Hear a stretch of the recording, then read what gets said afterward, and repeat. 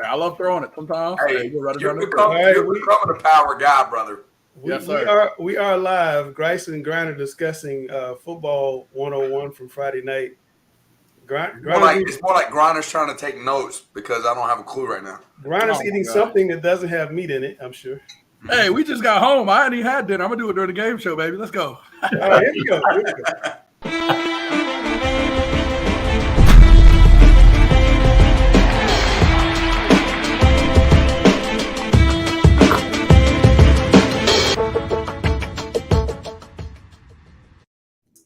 Because we have a really packed show, let's get right to it. Actually, before I get to that, I got a question for you, Griner. Okay. Clemson last night, you're buddies with Dabo. Clemson last night started DJ Ukulele. They brought in the freshman. He played really well. And granted, Georgia Tech was probably laying down. It was 34-10. The Clemson message boards are blowing up today. How do you handle that as a head coach when you have a hot young quarterback playing behind a veteran? You can't look at the media, believe it or not, when it comes down to like your program, your aspect, because you're with those kids day to day. If you listen to the media, then what's going to happen is you'll feed into it and it can make you make bad decisions. So you got to trust your gut of what they're doing in the practice from day to day. If that other kid, the younger kid's looking better in practice, you got to give them an opportunity and at least have some competition to make sure that the other guy's playing at a level where it is his job. So, you can't let the media take a hold. But the problem is those big donors in college, it's a different ball field. So they're starting to catch wind of this, what's going on the media or whatnot. A lot of times, believe it or not, they can step in and make lives tougher in college. So it's a different beast in college. Yeah, I always, the head coach always come out and say, this is my starting quarterback. And then 3 weeks later, they're going with the other guy. Yeah.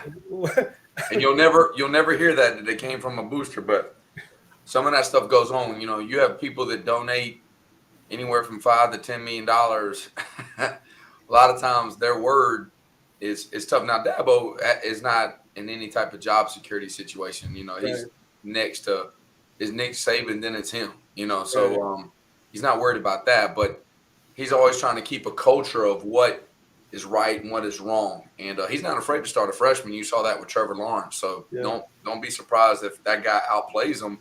And the kids, it's all about the student athletes. Are they responding to that guy or the other guy? Who's the leader in the locker room? Who's the leader in the huddle? Who are they looking? The old movie, The Program. Put the women and children in bed and let's go looking for dinner. Like, who's that guy? Hey. Langston, believe it or not, those players will go tell Dabo it's time for a change. They'll tell him. Well, it was clear to me that Clemson definitely opened up the playbook when they brought in the number 2 guy last night versus what they were doing with DJ. Let's jump into rapid fire. Chris, I want to ask you what the biggest rivalries in the state are, or is there just one, or does every community have its own big rivalry, and there isn't one big rivalry in the state? But I think I know what your answer is going to be, and I went back in the Wayback Machine. The biggest rivalry game in the state of North Carolina, you've got Pisgah going over to CE Weatherly Stadium in Tuscola. That is the big time matchup. Guys, if you're a fan of high school football, that is a bucket list kind of game. You got to get there. There's going to be thousands and thousands of fans there. Go there, support those programs, especially that Canton program. They struggled. Had some great tragedies with the flood. So go check them out. That is the biggest game, the Haywood County Football Championship. Now, they're not playing this week, but I just went back in the Wayback Machine and found that. But back to the question, Chris. What are the biggest rivalries in the state? Are there really just a few of them, or does every community have its own big rivalry? Well, I'm still going to stand strong and say that Tuscola-Pisgah rivalry is the best in the state in regards of just an old school classic rivalry where the two towns literally shut down. Anytime the take home from the 50-50 drawing is 28,000 take home, that's a big time cash flow. That's a huge rivalry. So I know Shelby and Crest started going prepay like well in advance, and that's kind of cool as well. Again, you got to ask yourself the question, what do we judge a rivalry on? Is it excellence on the field, Power 5 kids going to big-time schools? Because if that's the case, what I saw on the field of Memorial Stadium from about 02, 03 through about 09 between Butler and Indy, that's the best I've ever seen. But in terms of, just a classic rivalry where, I don't want to miss it every year, I've got to say that Tuscola-Pisgah rivalry.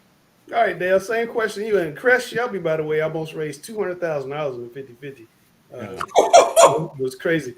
Dale, what is there one big rivalry in the state, or are there multiple and every county has its own big rivalry? Like the best rivalry in the state in Raleigh is something different than what they would say in Charlotte.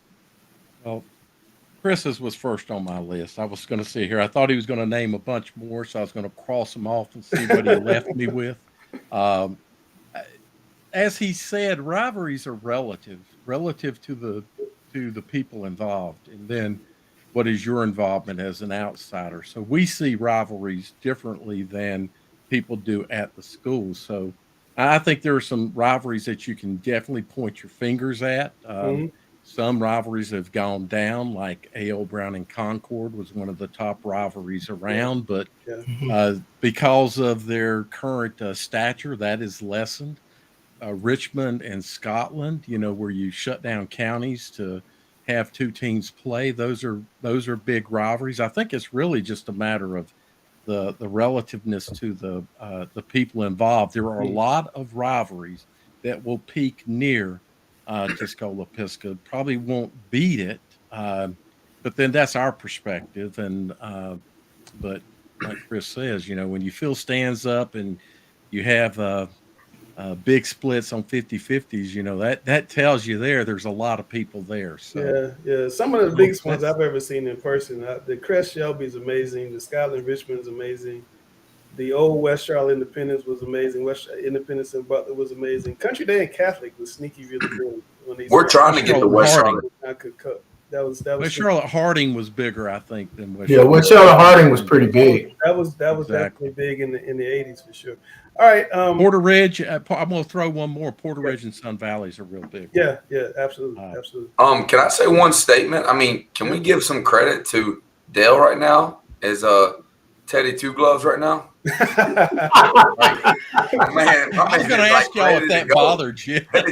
He's ready to go at it. He's ready to go at it. After it. All right, so Bryce, I want to ask you about Independence, and Sam, I want to get your thoughts about Independence since you just saw him. But we had a chance to sit down with DJ McFadden earlier, and he had a little comment for Alex because of something Alex said last week. You guys are off to the best start in 8 years over there at 3-0, and after you won on Friday, I noticed a little comment you made on Twitter about Alex. What you got to tell Alex, Coach?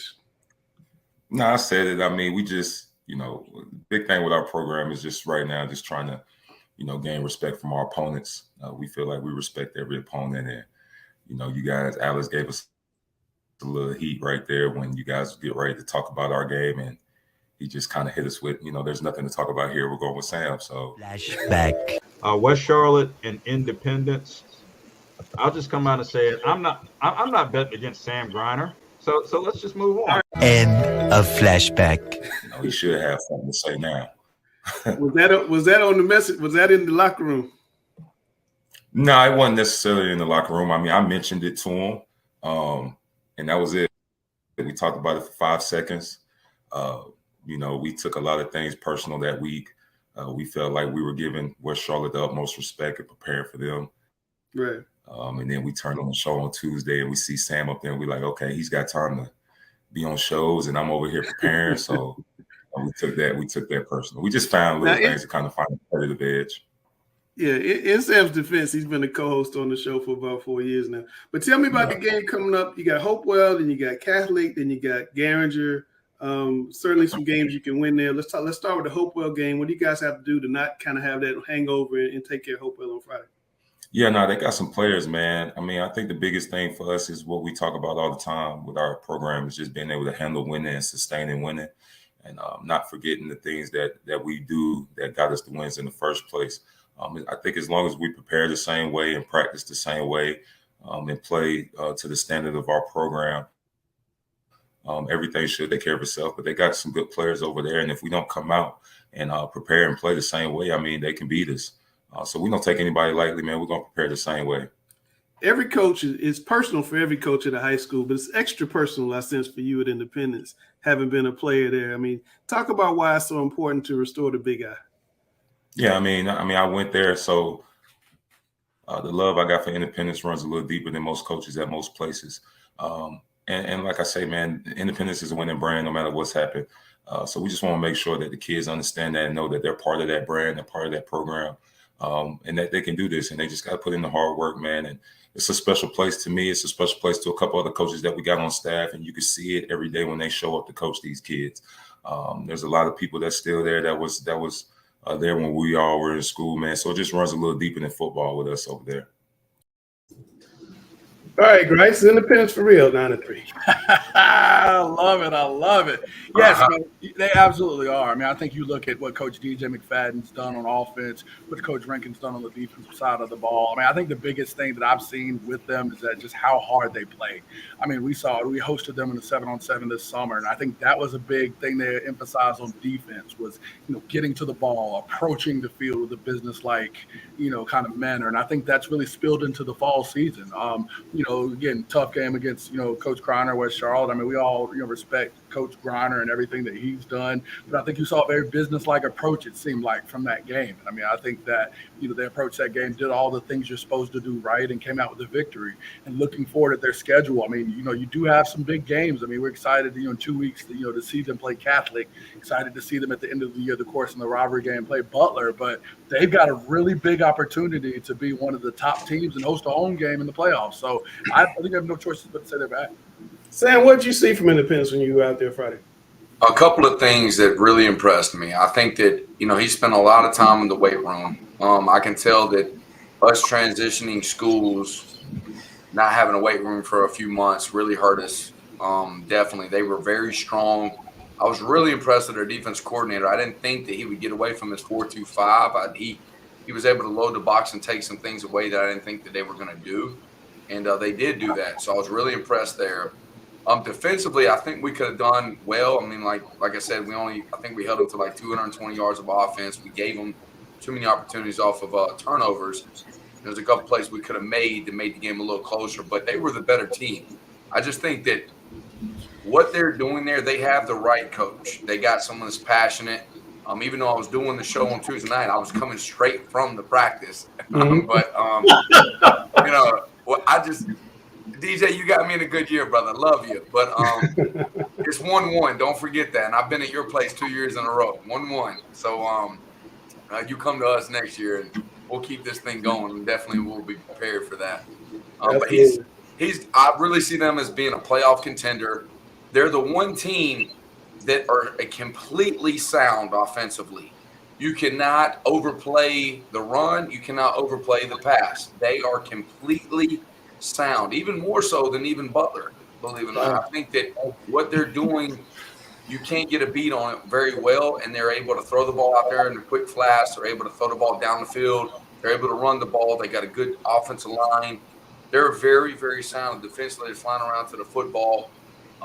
They're going to be a tough team to beat. I really believe that. I think that Catholic, I believe, is going to have their hands full with them a little bit. I think Catholic's a really, really good team. They're a deeper program of tradition right now that they've been good for so long, and Independence was really good in the past, and they're coming back to that. But I think that Independence has found their guy, and very proud of DJ. I mean, I tried calling him 3 times during that week, and he was like building these chips on his shoulder. I could feel it. Got his game face on, man. Got his game face on. Best start for Independence in 8 years. Congratulations to the Patriots. Cameron, real quick, tell us about Audrey Carroll's defense. Are they among the state's best, only giving up 13 points in 3 weeks? I'll say yes, and I'll say no. Let me explain. So in their 3 wins, they beat Cuthbertson, Marvin Ridge, and Providence. Marvin Ridge and Cuthbertson aren't exactly, powerhouses this year. Marvin Ridge is definitely having a down year by their standards. But what really impressed me was that they shut out Providence. Anybody that can shut out Providence with Luke Bailey and that high-powered offense is legit. So I would say their defense is very good, but I think it's still too early to tell if they're the best in the state. Okay. Chris, Shelby is 0-3. That just sounds weird to say. But is there a 2A team that's going to beat them come playoff time? Hard to say. And for the record, I'm not worried about Shelby being 0-3 come playoff time. I think they'll be just fine. You look at the teams they've played, just uber talented team. I'm not worried about them. The one team that I think has the best chance in 2A would probably be their county rivals in Burns. Outside of them, Wallace Rose Hill, maybe Reedsville. That's it, and that's a stretch. Wow. Okay. All right. Gary, I did notice that you have on a different jersey than the team you normally pull for. What? Let me put you. What is that you have on there? Let me put you in the one shot. What is that you have on? Yeah, it's been a big shock to my family members and my friends. Wait. This is. How about them Cowboys? That's you, Barry. Well, hold on, before you do give me a couple, we're gonna play your theme music.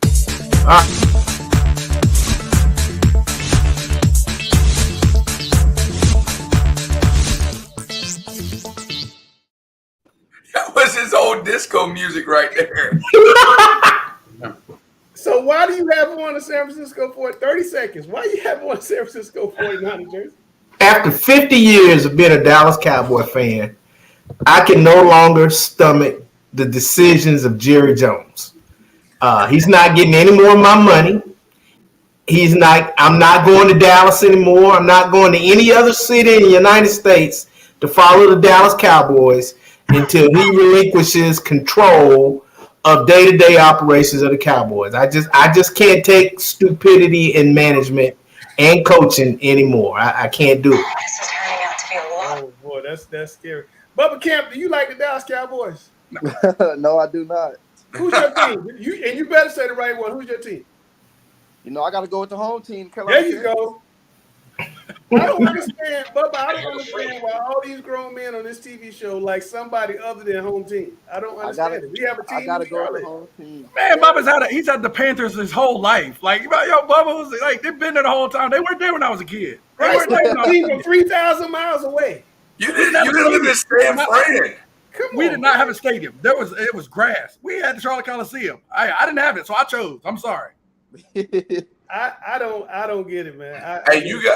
But you got to admit, San Francisco brand of football is special to watch. Like, if you're really like detailed into the running game and being creativity, I mean, they're one of the best there is at it. It's fun to watch, but I mean, you got to like your home team. Bubba out there looking like a young Trey Lance out there. You know what I mean? You're like, yeah, perfect. Bubba Camp from Chambers is joining the show. He's committed to Old Dominion.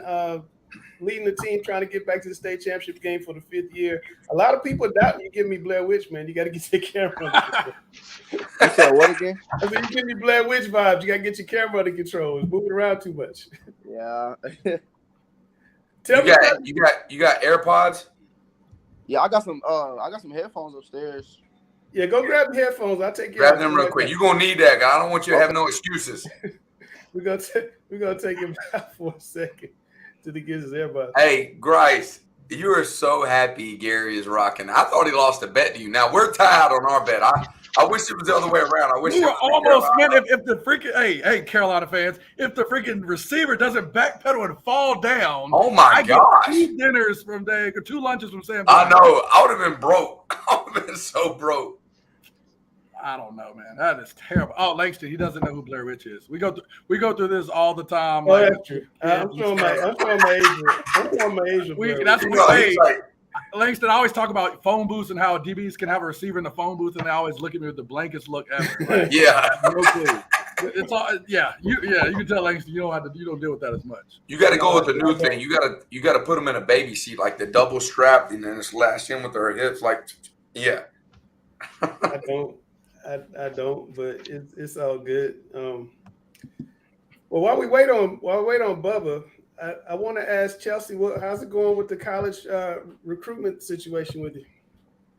It's going good. Still in the process of applying. I got to get through Common App first, then do the individual college requirements. But I'm almost done with the first half. Yeah, Common is a beast.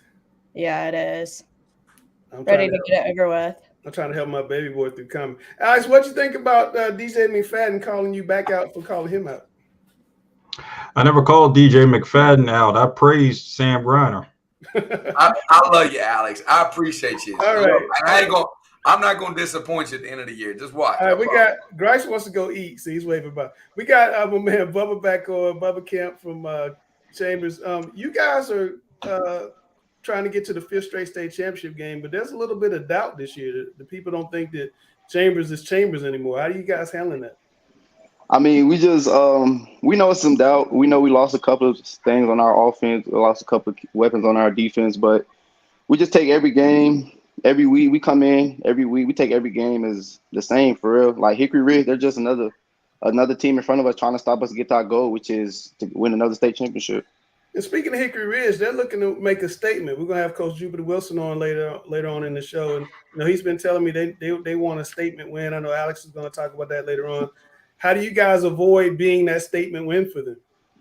I mean, we just gotta come in and fight hard. Fight. They gonna fight. I know them boys gonna come in and fight hard. We just gotta fight harder and come out with the win.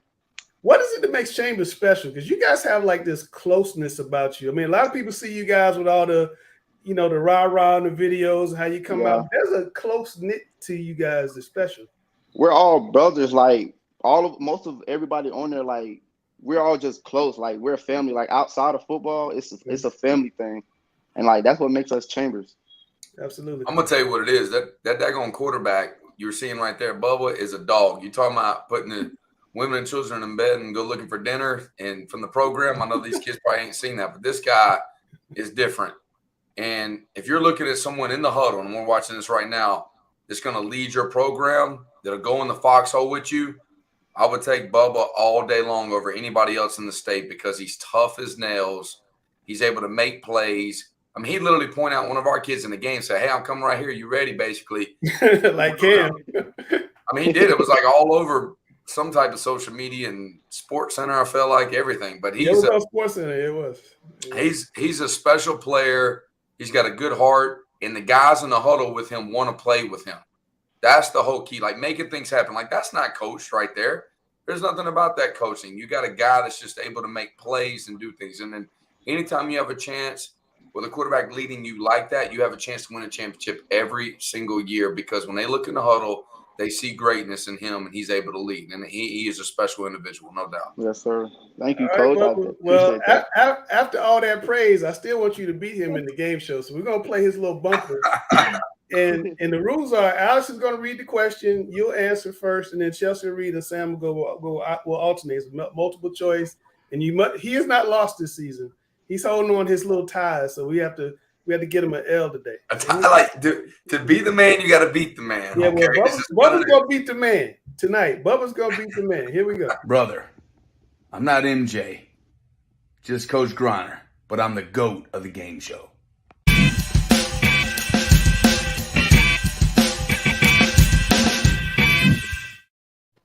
All right, Alex, question number 1.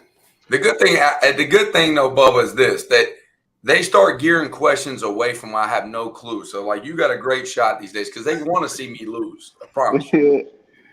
All right, Alex, question number 1.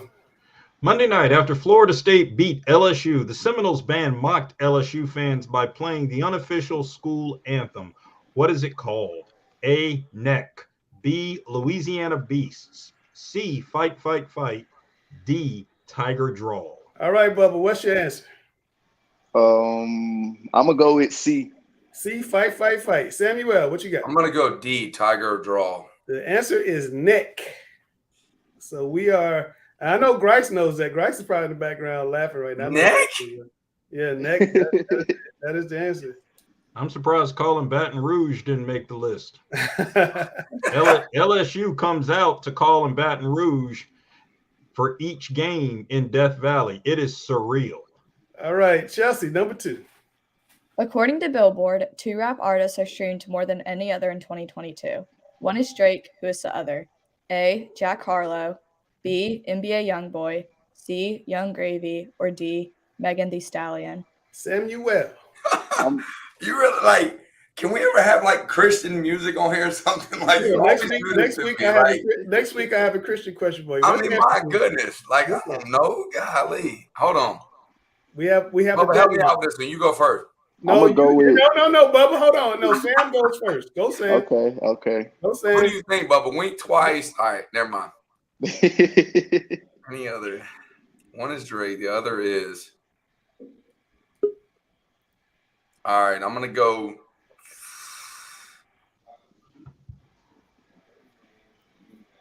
D. D, Megan Thee Stallion. No. D, Megan. D, Megan Thee Stallion. What you got, Bubba? I'm going with B. B, NBA Youngboy is the correct answer. Bubba is up 1-0. Yes, I sir. felt like that was too obvious to the answer, and I didn't want to go with it. Yeah. All right. You would do that. You would do it like a rap question on question 2. All okay. right, Bubba, you're up first on this question. Alex has the call. Go ahead, Alex.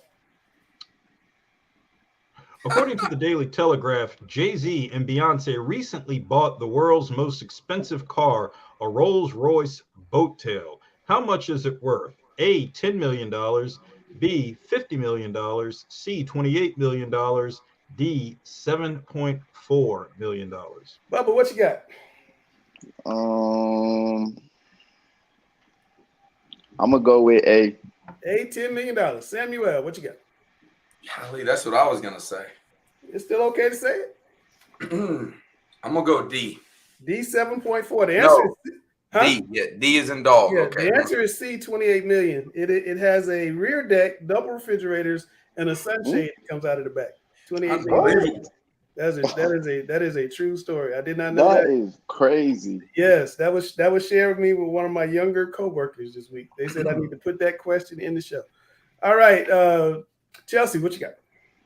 Johnson C. Smith lost its season opener 35-34 to Bluefield State, but a former Charlotte area star had 119 yards receiving, 2 touchdowns. Who is he? A. Brevin Caldwell, Independence. B. Tim Newman Jr., Myers Park. C. DeMarcus Johnson, Harding. Or D. Cameron Crowman, A.L. Brown. Samuel.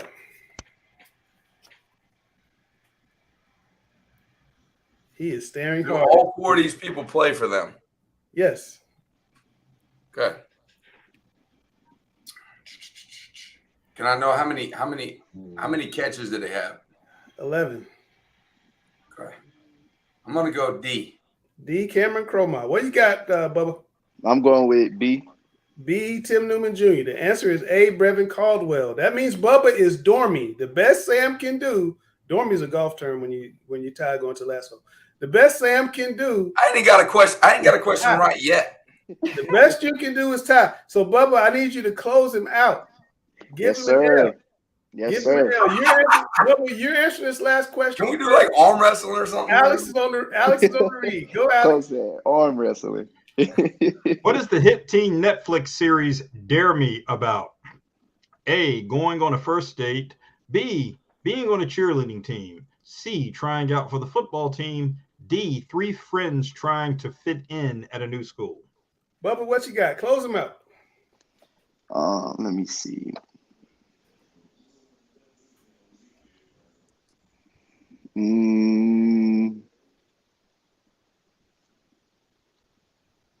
I'm gonna go with C. C, trying out for the football team. Samuel, what you got? Give me a second. Lord have mercy, man. We're gonna be on TV all night. Now, I know with that going, this is life or death right now. Shoot. Well, I thought you were about to say the other word. I don't have a pause on it either. No, I don't. I ain't gonna curse. I'm gonna have to say. I don't want to say it, but I'm just gonna go with it. B. You serious? That's your answer? Yeah, B. Being on a cheerleading team. He brought it out of Let's go!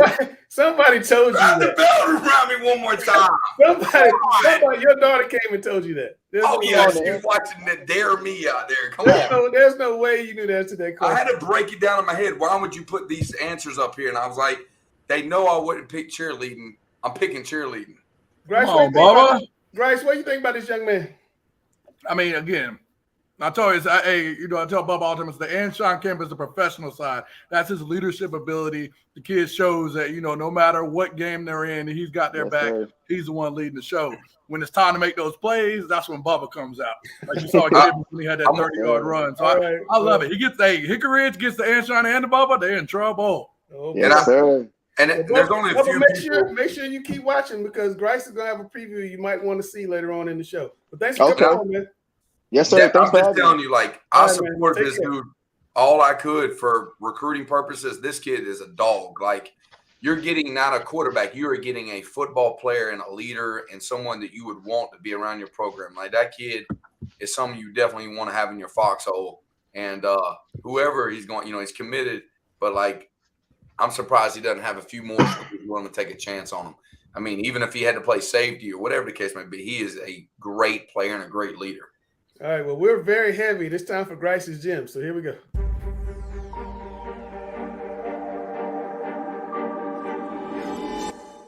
Hey, it's that time. It's my favorite time of the week, and I had to bring the substitute teacher on here, Coach Gary Richmond, to help me out with Bryce's Gems. How you doing, Coach? Doing great. Another good football weekend. Oh, it was another great week. We got another crop of Bryce's Gems here. Got 5 worthy candidates. And, I mean, you look at those schools, Coach, some big-time schools, and you look at the games they won, man, it was some big-time games. No more of those teams beating up on guys they shouldn't be playing. Guys are stepping up, giving big-time performances in these big-time games, Coach. Yeah, and you always, when you see these type of numbers, you want to say, well, who are they playing against? And these teams and these players were playing against quality competition, and that matters to get on Bryce's Gems.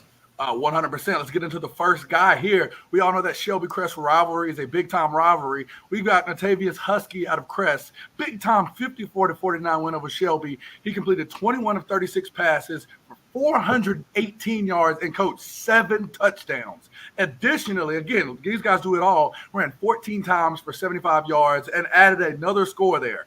Favorite target, though, was Javarius Green, he reached out to him 10 times for a big-time 308 yards and 5 touchdowns. I'd have put Green on there as my guy below that. But, Coach, tell me what you see out of this film, out of this big-time game. Man, I see a guy that is an all-purpose guy. You know, he's involved in all aspects of the offense, rushing, passing, leadership. He had an awesome game. I mean, an awesome game. When you're involved in 7 touchdowns in a game and almost 500 total yards, I mean, those stats are phenomenal. Speak for themselves, Coach. And that was a big-time win, and he's the reason why he gets that first award. Here we got Whit Neubauer out of Cardinal Gibbons. Now, it seems like they had a quarterback switch there as Connor Clark was a quarterback that started versus Chambers. Well, Whit Neubauer came in here. It was 15 of 24, 221 yards, and 3 touchdowns. Also got some on the ground for 3 carries for 50 yards in a big-time 31-0 win over Richmond Senior, continuing their troubles. But Whit Neubauer, again, Coach, stepping in there, didn't play in the beginning of the year, comes in there and delivers a big-time performance against a program we all know and respect.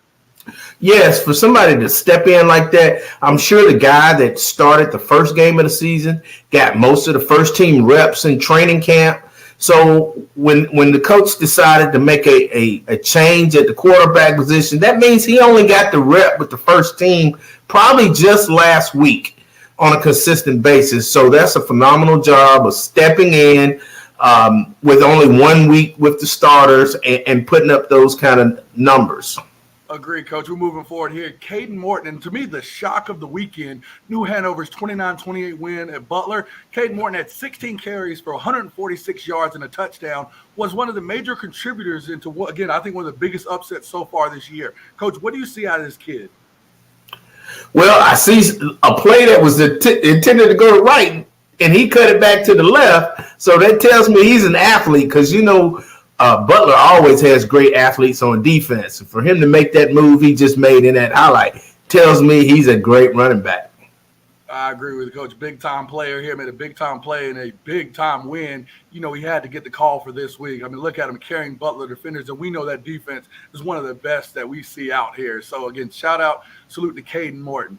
Let's keep this thing rolling. I got to give some defensive guys some love. Will Rhodes out of Burlington Williams, Coach, 28 tackles, including 2 for a loss, added a sack and a forced fumble, and a big-time 37-20 win over Southern Alamance. Now, this is up near my neck of the woods, but I don't know the last time I've heard of a guy, again, having 28 tackles in a game, Coach. That's insane.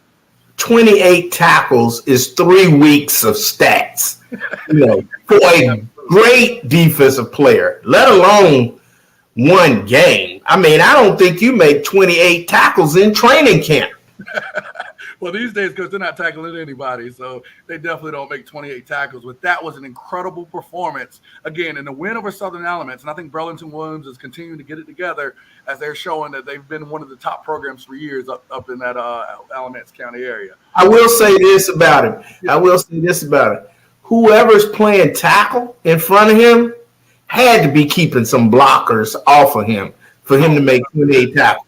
Oh, he's cleaner like he's been. Shout out to whoever the D tackles were for keeping them blockers off that linebacker. 100%. That D-line was out of control. But we had to save the best for last. I had to save the best for last. Had to bring in a special, special edition here of Bryces Gems. When we got the guy that really balled, we have to give the guy the call. We actually have his head coach, Wesley Ward, head coach of Providence High School. Let me read these stats for you, Coach, as you, I'm sure, have heard them all week. Luke Bailey ran 36 times for 429 yards and 9 touchdowns in a big-time 64-42 win over Parkwood. Now, those stats, again, he broke a Mecklenburg County single-game rushing record and his own school mark, which he just set last week. So we just said it last week, broke it again, and set a new state record for single-game rushing touchdowns. Coach, that is an amazing performance by Luke Bailey. Again, we couldn't get him on here, but we had to get you on here to give you the call. Coach, talk a little bit about him and let our viewers know what makes him so special. It's just he's a hardworking kid, and he knows what he needs to do week in and week out for this team as far as the offense goes. We got those big linemen up front that do a phenomenal job. And so week in and week out, right, those kids and Luke know that, hey, we got to tote the rock, we got to run downhill, and we got to make some things happen. Now, you talk about 429 yards and 9 touchdowns. No, that's not what we were talking about. But it's a special group, man. So it's exciting to watch. And, my dad was at the game, and we were just talking afterwards. And he's like, dude, you got to understand that's special. He's like, you don't see that very often at all. And so you were just part of, a very special night. And I had to sit back when I got home and kind of take it all in and realize what had just really happened. Oh, I agree, Coach. And one thing, of course, myself as a coordinator, we really don't comprehend, guys having stats. Like I know I'll go home and watch the film and say, wow, this guy actually had 100 yards receiving or, whatever have you. So in the middle of the game, did you realize what was going on? I mean, again, he's racking up touchdowns. Where's your head again, having so many other things while he's having this record-breaking performance? Yeah, so we go into half, and like I said, on Friday night, my stat guy always sends me, like, if there's any big stats going into the half, who's doing this on defense, blah, blah, blah. And I'm talking to the team. We're getting ready to come back out for the second half, and I get a text on my phone that says 21 carries for 260. And I'm like, oh, my goodness, he's going to do it again, right? And so I talked to Johnson, my offense coordinator, Jeremy Johnson. I'm like, hey, man, keep feeding them the rock. Let's see what these kids can do and see if they can go do something great, right? Sure enough, man, we challenged them, and they showed up in that second half. Coach, did you have to wash his uniform? Because I haven't seen him on the ground yet. No, it wasn't very dirty, man. That's one thing. It's funny you say that. When I wash jerseys, after the game or on Saturdays, you can always tell, like, who's really been in the trenches and who's really getting after it by how dirty that jersey is. And his was clean, man. That's awesome. Yeah, I'm about to ask you, do you remember him being tackled at all? Because I didn't see him get tackled. He may have gotten pushed out of bounds. Maybe that's the thing, man. If there are 2 or 3 guys left that need to make the tackle, 8 out of 10 times they're gonna have a tough time doing it. Whether he's throwing that vicious stiff arm he's got, or he just puts his foot in the ground and goes the other way. Can you give us? Thank you for having you on here. I mean, again, we have a guy that balls. We're going to give you guys a call. Thank you, Coach. Salute to that offensive line. Salute to Luke Bailey having a history-setting season. And we'll talk to you soon, Coach. I appreciate it, boys. Great job. No problem. Yeah, thank you. All right. Coach, again, if you have a history-setting performance or you out there just have a great game and defeat your rival team or team across the county and you think your performance is worthy, please reach out to us. Let us know if you have a Bryces Gem nominee at Coach J. Grice, on Twitter at Langston Works Jr. Coach Gary, I don't know, he's retired, so he said don't reach out to him at Observer Preps. Again, if you ball and you ball the way that Luke Bailey did or something close, you might get the call, so be prepared and be ready. All right, and we're back in our favorite place, Chelsea's World, where Chris and I are just happy to live in it. And we know who the shot caller is here. Chelsea, always good to see you. So, with whom are you speaking this week? Good to see you, Alex. This week I spoke with senior football player Ian Bright from Apex High School.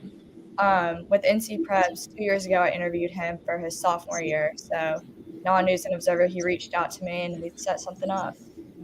Well, Mr. Bright is living up to his name of being bright to reach out to be in Chelsea's world. Mm-hmm. Then again, anyone who thinks through things brightly, like Mr. Bright, knows that Chelsea's world is the place that you want to be. So, that being Hey Alex, said, before we drop that video, I gotta say, Chelsea, I feel like it's like years ago. I feel like I've known you since he's a kindergartner coming through. You know, you mentioned doing these shows years ago for NC Preps, and to see your maturation and growth. How has it become easier for you to go out and get these big time interviews and do what you do? Because I'm just thoroughly impressed as I've seen you grow from a very soft spoken young high school girl now on the precipice of collegiate success and womanhood. I mean, I've just seen you grow so much, and I gotta admit, it makes me happy. Thank you. I think the one thing is that it began with I would reach out to kids locally, kids who I knew from my high school, rival high schools just in Raleigh. And then now to today, I have kids reaching out to me, kids who are, you know, really high in the recruiting levels, not just kids I know, kids from Charlotte, all over the state, you know. So really just, I think my network has grown so much.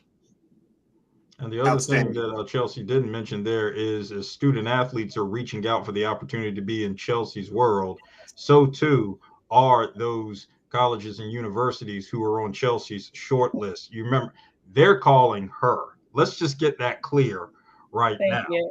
So Chelsea is getting the call from these schools.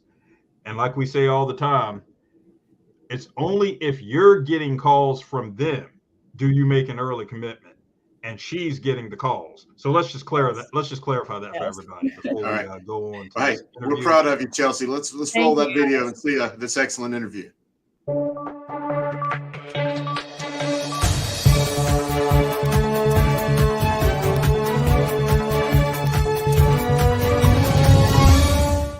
This week, I'm interviewing class of 2023, Ian Bright from Apex High School.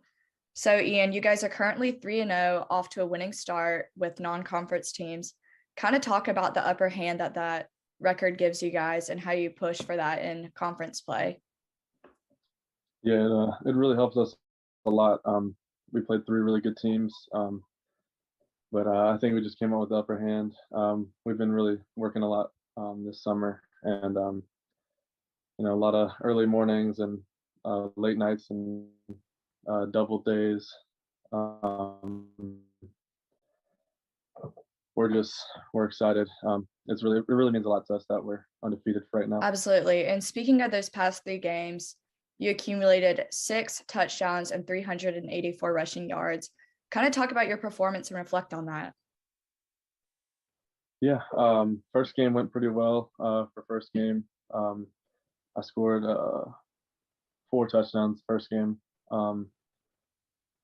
It was just we had a hard time with the passing game first game, so I just tried to do my best with running the ball, and you know, it worked out. I definitely know I can improve. I'm really excited to play the next couple games because I'm training every day to get better. I'm just ready to get a lot more yards and help the team out, so our defense doesn't have to do too much.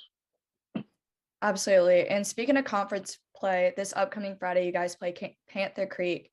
Kind of talk about the expectation for that game and the atmosphere. Absolutely. This will be our second game at home. We're really excited for Panther Creek. Last year it didn't go as planned for us, but we got a lot of returners. Definitely ready to take them on. They're a good team, but I think we can beat them. Our quarterback Chase, he's really improving. Got a lot of good wide receivers. I think our offense is gonna put up a bunch of points, and our defense they're doing really well right now.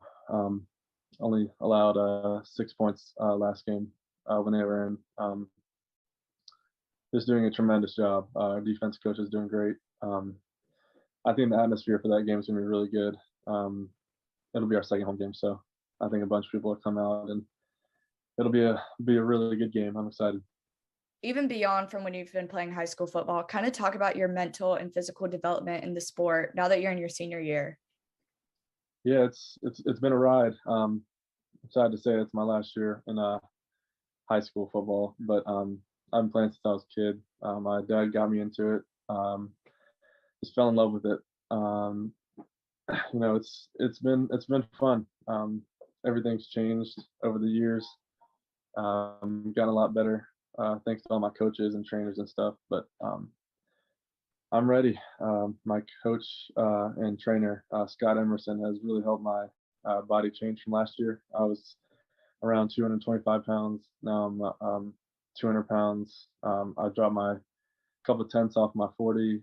I lost 9% body fat. So I'm really excited to keep going in the season. But it's sad that it's my last high school season. Yeah, absolutely. Well, I'm sure you'll make the season count. And this, again, your senior year, kind of talk about the leadership role you've taken on with the team and some of the younger guys. Yeah, we got a lot of younger guys on our team. They're really stepping up and making plays. We like to challenge each other in practice, and I always try to lift them up if something goes wrong, or when something goes right, I always try to encourage them. Just keep going, don't stop there. We got a bunch of young guys that made plays last Friday night or Thursday night. One of our wide receivers, Zaylen, he's a sophomore, and he's doing really well, transitioning from basketball to football just this year. And we got a bunch of young guys that are making plays on defense. I'm really excited. I just try to lead them as best I can. I can only do so much, but I try to put positive things in their head to keep them going throughout the season. For sure. And Ian, can you tell us what the matchup of the season is going to be for Apex High School? What's the best game in the conference between y'all and another team? And what can we expect from that? I definitely think the best game we're going to play is against Holly Springs. They're a very good team, always have been. It was a battle last year. I think combined we had over 100 points. But we fell short last season. We're not going to let that happen this season. We've all put in too much work for this. So they got a really good defense, great linebacker, Chase Christopher. He's a good linebacker. But we've been going at it for a couple of years now. So I'm excited. It's a great offense versus a great defense, and I believe our defense can definitely hold them up. Yeah, I think that'll be a great matchup. They lost their quarterback last year, who scored 8 touchdowns on us. So, yeah, we're really excited. We're ready to go. Absolutely. I know that's a rivalry. Well, thank you so much for hopping on. Again, this is Ian Bright, Apex High School, class of 2023. I look forward to this season. Wow, that guy's dedicated, Chelsea. He dropped 25 pounds and 9% body fat. For sure. That's insane. That's some development. Absolutely. Well, tell people how they can be on Chelsea World or be on the Charlotte Observer, the News Observer, all our social media, all that good stuff. My Twitter and Instagram is Chelsea Simple. Hit my DMs. We can set up a Zoom, and you'll be featured on News and Observer, Charlotte Observer, and all over Twitter. It's the best coverage you can get. There it is. That's Chelsea World. I love it every time. Chelsea, thanks for coming on. We look forward to getting you next week. See y'all next week. All right, take care. Man, guys, we've been so lucky to have just 2 phenomenal high school kids come on. Leanne saw a young lady the other day, great. She wants to get on. Sammy. Yeah. No, So they do a great job. Shout out to the Coxsville Sports Network. I mean, I thought that's something that's pretty cool that these kids start their opportunity to get in broadcasting at a young age. So definitely something I like, and we're blessed to have with them. So hey, look, get in touch with her. Absolutely. Well, now it's the portion of the show when you guys end up on message boards and all that kind of stuff, and we get to have a little bit of fun. It's time for, let me put Alex in the right spot. We're going to let Alex start his fire, and then we're going to get to all the games and rankings and all that good stuff. So everybody hang on.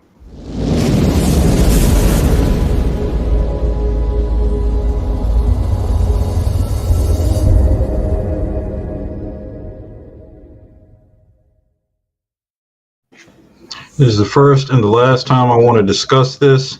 At the same time, we all know that earlier this year, A football game in Rowan County was stopped due to violence.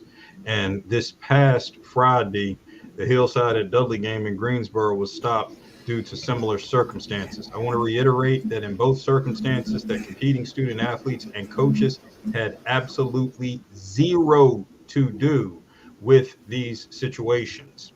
At the same time, when circumstances like this arise and external situations cause games to be canceled beyond the outcome of the game being cemented before the student athletes who had nothing to do with this are penalized one way, penalize some, and some get the benefit of a win about which they don't want to gloat. Then you have circumstances including halftime shows where our wonderful, musically inclined, talented students are prevented from performing in a flash for something with which they had absolutely nothing to do. So for all of these circumstances right here, I just want to throw it out. When is it time to empty the stadium and let the teams play? Are we to the point where we want to start looking at playing on Saturday? Because this is just absolutely ridiculous. We're having things that are determined because of what happens outside a stadium. Student athletes and coaches have nothing to do with this. We're cutting opportunities for our fine artisans who like to participate, who bring music and dance and cheer, and they have nothing to do with it. And they come expecting that their hard work is going to be showcased, and it gets extinguished because no one had anything to do with it. So are we to the point of it's time to play on Friday? Is it time to play at empty stadiums? Is it time to play on Saturdays? Let's throw it out there. I want to hear from the guru on this one. Man, I don't think you guys are ready for my take on this I because am. it's probably not going to be a very popular one. I think that the people that are out there causing these issues just need to get their butts and stay at home and don't bring your violence to high school stadiums where there's kids or student athletes, there's parents, there's fans, there's people out there trying to enjoy everything that embodies everything good about high school sports. So you know, take your violence and take it elsewhere, or fine, just read a book, do something else other than getting violent. Now, to address Alex's question, you know, I do think that at some schools maybe. And I don't want to say which ones, you know, because you just don't know. But maybe there's some instances whether you know that there could be a potential threat. Maybe you do play the game in the daylight. Maybe you play it on a Thursday. Maybe you play it on a Saturday. You know, I hate that because I think it takes away from everything good about high school football. But Alex is right. You know, this has just got out of hand, you know, when all of a sudden you put the safety of those participants, the referees, the officials, the students, everybody in that stadium all of a sudden are in danger. You got to do something to protect them. You know, I hate to see the games move, but something's got to happen. Nobody wants to play on Sunday. That's for sure. I mean, Saturday, that's for sure. I've seen that in some other communities, and it did not work out well. All right, it's time for our top 10 rankings. Dale has a surprise because he was challenged last week because he was talking about we should have an overall top 10 period, and we're going to let Alex do his, and I'm going to let drop Dale and let Dale do his. But Alex, you got it on the backside.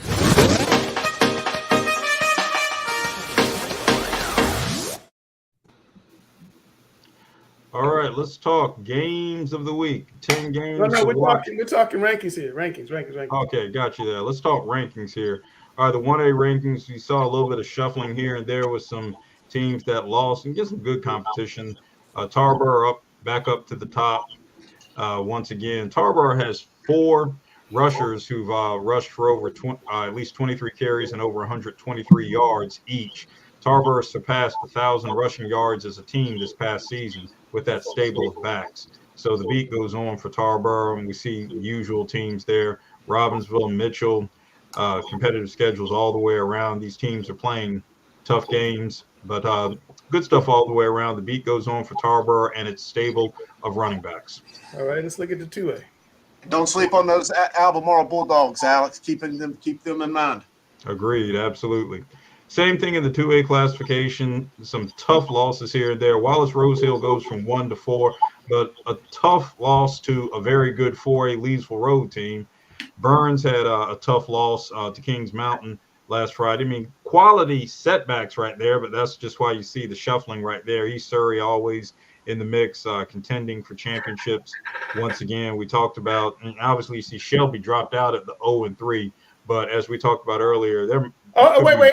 I got one quick question for the guru. Can any of these teams beat Shelby in the playoffs? No, yeah, I think maybe Monroe, maybe Wallace Rose Hill, and Reedsville. I mentioned that earlier, and obviously Burns. I think Burns is really good. The rest of these teams, I think they're pretty much pretenders. Salisbury, I don't think is a top 10 team. I just think you got the haves and the have-nots, and I think Shelby is just in. They're a 3A, a 4A school. They're just who they are. Yeah. Okay, let's take a look at the 3, Alex.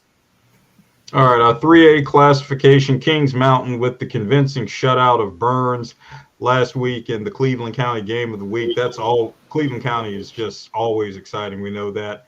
Havelock rolling on. Havelock getting ready for a clash with New Bern next Friday, the 16th. That'll be very, very good. Eastern Alamance, 71st of South Point, just continuing on there. Great parity and depth in this classification, as always, with Kings Mountain leading the way with what they've done. So everyone's following Cleveland County right now. Dale, did Chris surprise you coming back on Shelby like that and putting up 54 points? It was a surprise considering how far down they were, yeah. But it was a surprise that they were down early. So that was the type of comeback. Are we surprised in high school? Yeah, that's the kind of comeback that can portend to bigger things. Before we get to the Fight Club, as Bryce says, we're going to take a look at our debut of the private school rankings. Alex, what you got? Providence Day in what clearly was the game of the week in the state this past Friday. Quintessential example of nobody lost the game. Providence Day won the game. Providence Day had to make 3 perfect plays in the last minute. It had to be a perfect toss by Jaden Davis. It had to be a perfect positioning and a perfectly timed jump by Jaden Holler, and then convert the extra point. 3 perfect plays in the last minute to win that game by 1 point. Providence Day won. Charlotte Catholic did not lose. And then you have, once again, the Charlotte Independent Schools Fight Club with Christian and Latin right there. Christ School Ravenscroft going from Asheville to Raleigh there. Just a great mix of teams who continue to be in the championship chase. That chase certainly runs through Charlotte. Yeah, Providence Day and Christian could play twice. Once in the regular season, I think it's the last game of the year, and then in the playoffs too. So that can be interesting. All right, let's check out Grice's favorite one, the Fight Club. East Forsyth and Grimsley both had buys this week, so hard to make some moves there. And both of them are legit, as they have shown. Chambers and Huff carrying their conference's banner once again. New Bern in the East, as I mentioned, getting ready for that big clash with Havelock in Craven County next Friday, the 16th. And then you have the cluster from the Greater Triangle area, Cleveland rolling right along. Wake Forest and Cardinal Gibbons are going to play this Friday in Raleigh. Cardinal Gibbons getting that first win this past Friday over Richmond County, that 31-0 shutout that we spoke of earlier this week. The Cardinal Gibbons, that's a 3rd straight win over Richmond by Cardinal Gibbons, just unprecedented. You haven't had Nick Drew yet today.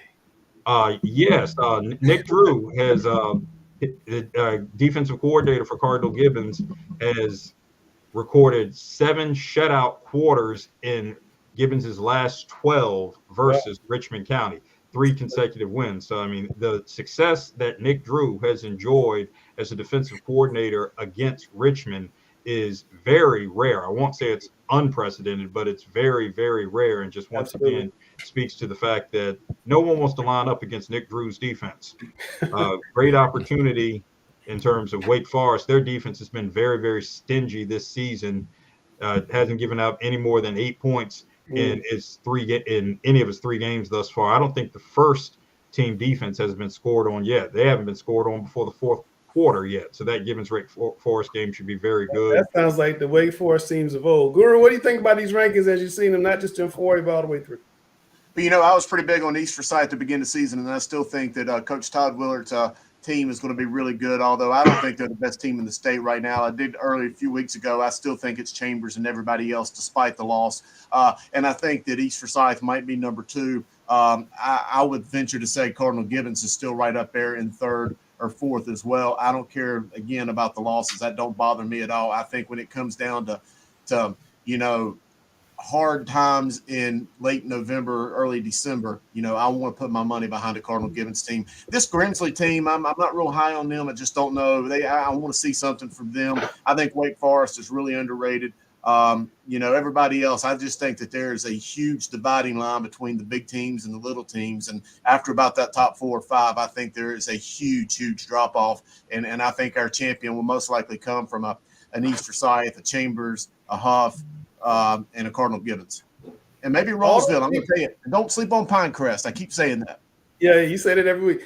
All those people that were in the DMs last week getting mad at us because Cardinal Gibbons was still in the poll. I want you to quote what Chris just said, the number one voice of high school football, what he just said. I want you to quote that.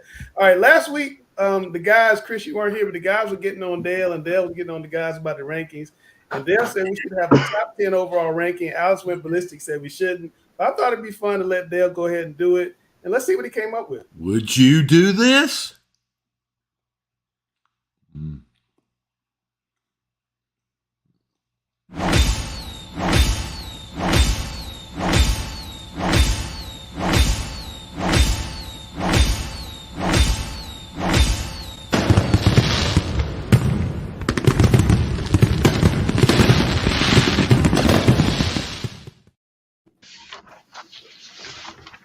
Mr. Ross? Not really my top 10. It's a combination of a number of people. Some of these I would have put in, or I did put in different areas, but as you can see, I think it pretty much, well, actually we didn't have. If you took Alex's tops from each of his classifications, you're probably going to see all the same teams in here. The only exception, of course, being Providence State, but then he did have them in his number one in his privates. I think Providence State is a little bit better than 10. I probably think they're somewhere around 5 to 6. Okay, so wait. So if this was truly Dale's top 10, Providence State would be 5, and who would be 1? Who would be 1? Yeah. I would still keep East Forsyth 1 right Okay, now. I think that's a real close. Well, I think that's a real close call between all right. East Forsyth and Chambers. It'll be interesting to see if those two get to face each other. That'll be a real where that game will be played is going to be a big deal too. All right, Chris, haven't seen this. What do you think? Yeah, I like it. I think Dale did a good job with this. Again, I think Chambers is just on a little bit of a different level right now, albeit I think East Forsyth is still kind of right there in the mix. Again, New Bern, man, that running game, New Bern, really good. Huff, really good. AC Reynolds, they've been going up in their stock in my book really well. But I'm just going to keep saying it again right now, loud to clear, so anybody can hear me. I'm not going to sleep on Cardinal Gibbons. I think they're right there, top 2, top 3. I mean, they're just as good. That early season losses don't bother me at all. I'm gonna tell you right now, neither Cardinal Gibbons can't beat Hickory Ridge right now. According in what way? In any way on the football field this year. How is Hickory Ridge going to get past Nick Drew's defense? I don't think Nick Drew's defense could beat Charlotte Catholic this year. They're going to be better. They're a good team, but they're not the team of last year. Now they could get better later on, but right now, if they played Charlotte Catholic, they would lose. If they played Hickory Ridge, they will lose. Hickory Ridge can compete with Chambers. You'll see that Friday night. Like they will. I haven't seen that yet. The other thing you got to realize is Nick Drew's defense returns 7 starters from that unit last year. Well, that same unit, Chambers ran right through. And nobody in this world no rain to stop Nobody in this world ever expected that Cardinal Gibbons defense to hold Chambers without a touchdown in last year's state final. It was nobody expected a rainstorm either. Hey, now all y'all Western guys can't jump on the Eastern guy. That's it. I was with Alex till the rain. Like, come on. Chris was Both at the teams game. had to play in the rain. Chris was at the game. Chris, what do you think? Chris was there. Well, I just want to throw a caveat out to what Sam's right. Sam is right to a huge degree about Gibbons. But let me tell you why. If Gibbons was located in Charlotte, North Carolina, they probably would have a much harder road but because geographically speaking, they are where they are, they've got a much easier road to the championship game come December, and they're going to still be there. And I just like the way they're going to age. They get better week after week after week, and they're still going to be a formidable state championship contender because of where they're at. Now, I'll say it right here in front of everybody. If Cardinal Gibbons was in the Queen City and they had to line up every week against Malley Creek, Huff, Chambers, and the likes of those, the Hickory Ridge, I'll even say some other teams out there, Providence, I think they would have a harder time going week after week after week against that quality of team, because that's what the difference between Charlotte and Raleigh football right now. And I'd like to see all Charlotte Mecklenburg area teams line up against Nick Drew's defense week after week after week. Nick Drew's a great defense coordinator, but still about the Jimmies and the Joes. Still the Jimmies and the Joes. Sam, you yourself said last week that if Nick Drew accomplished what he did, that it would be the greatest thing you've seen from a defensive coordinator. It was. We got to come back. We got to come back with game discussion. Let's table that. Get out.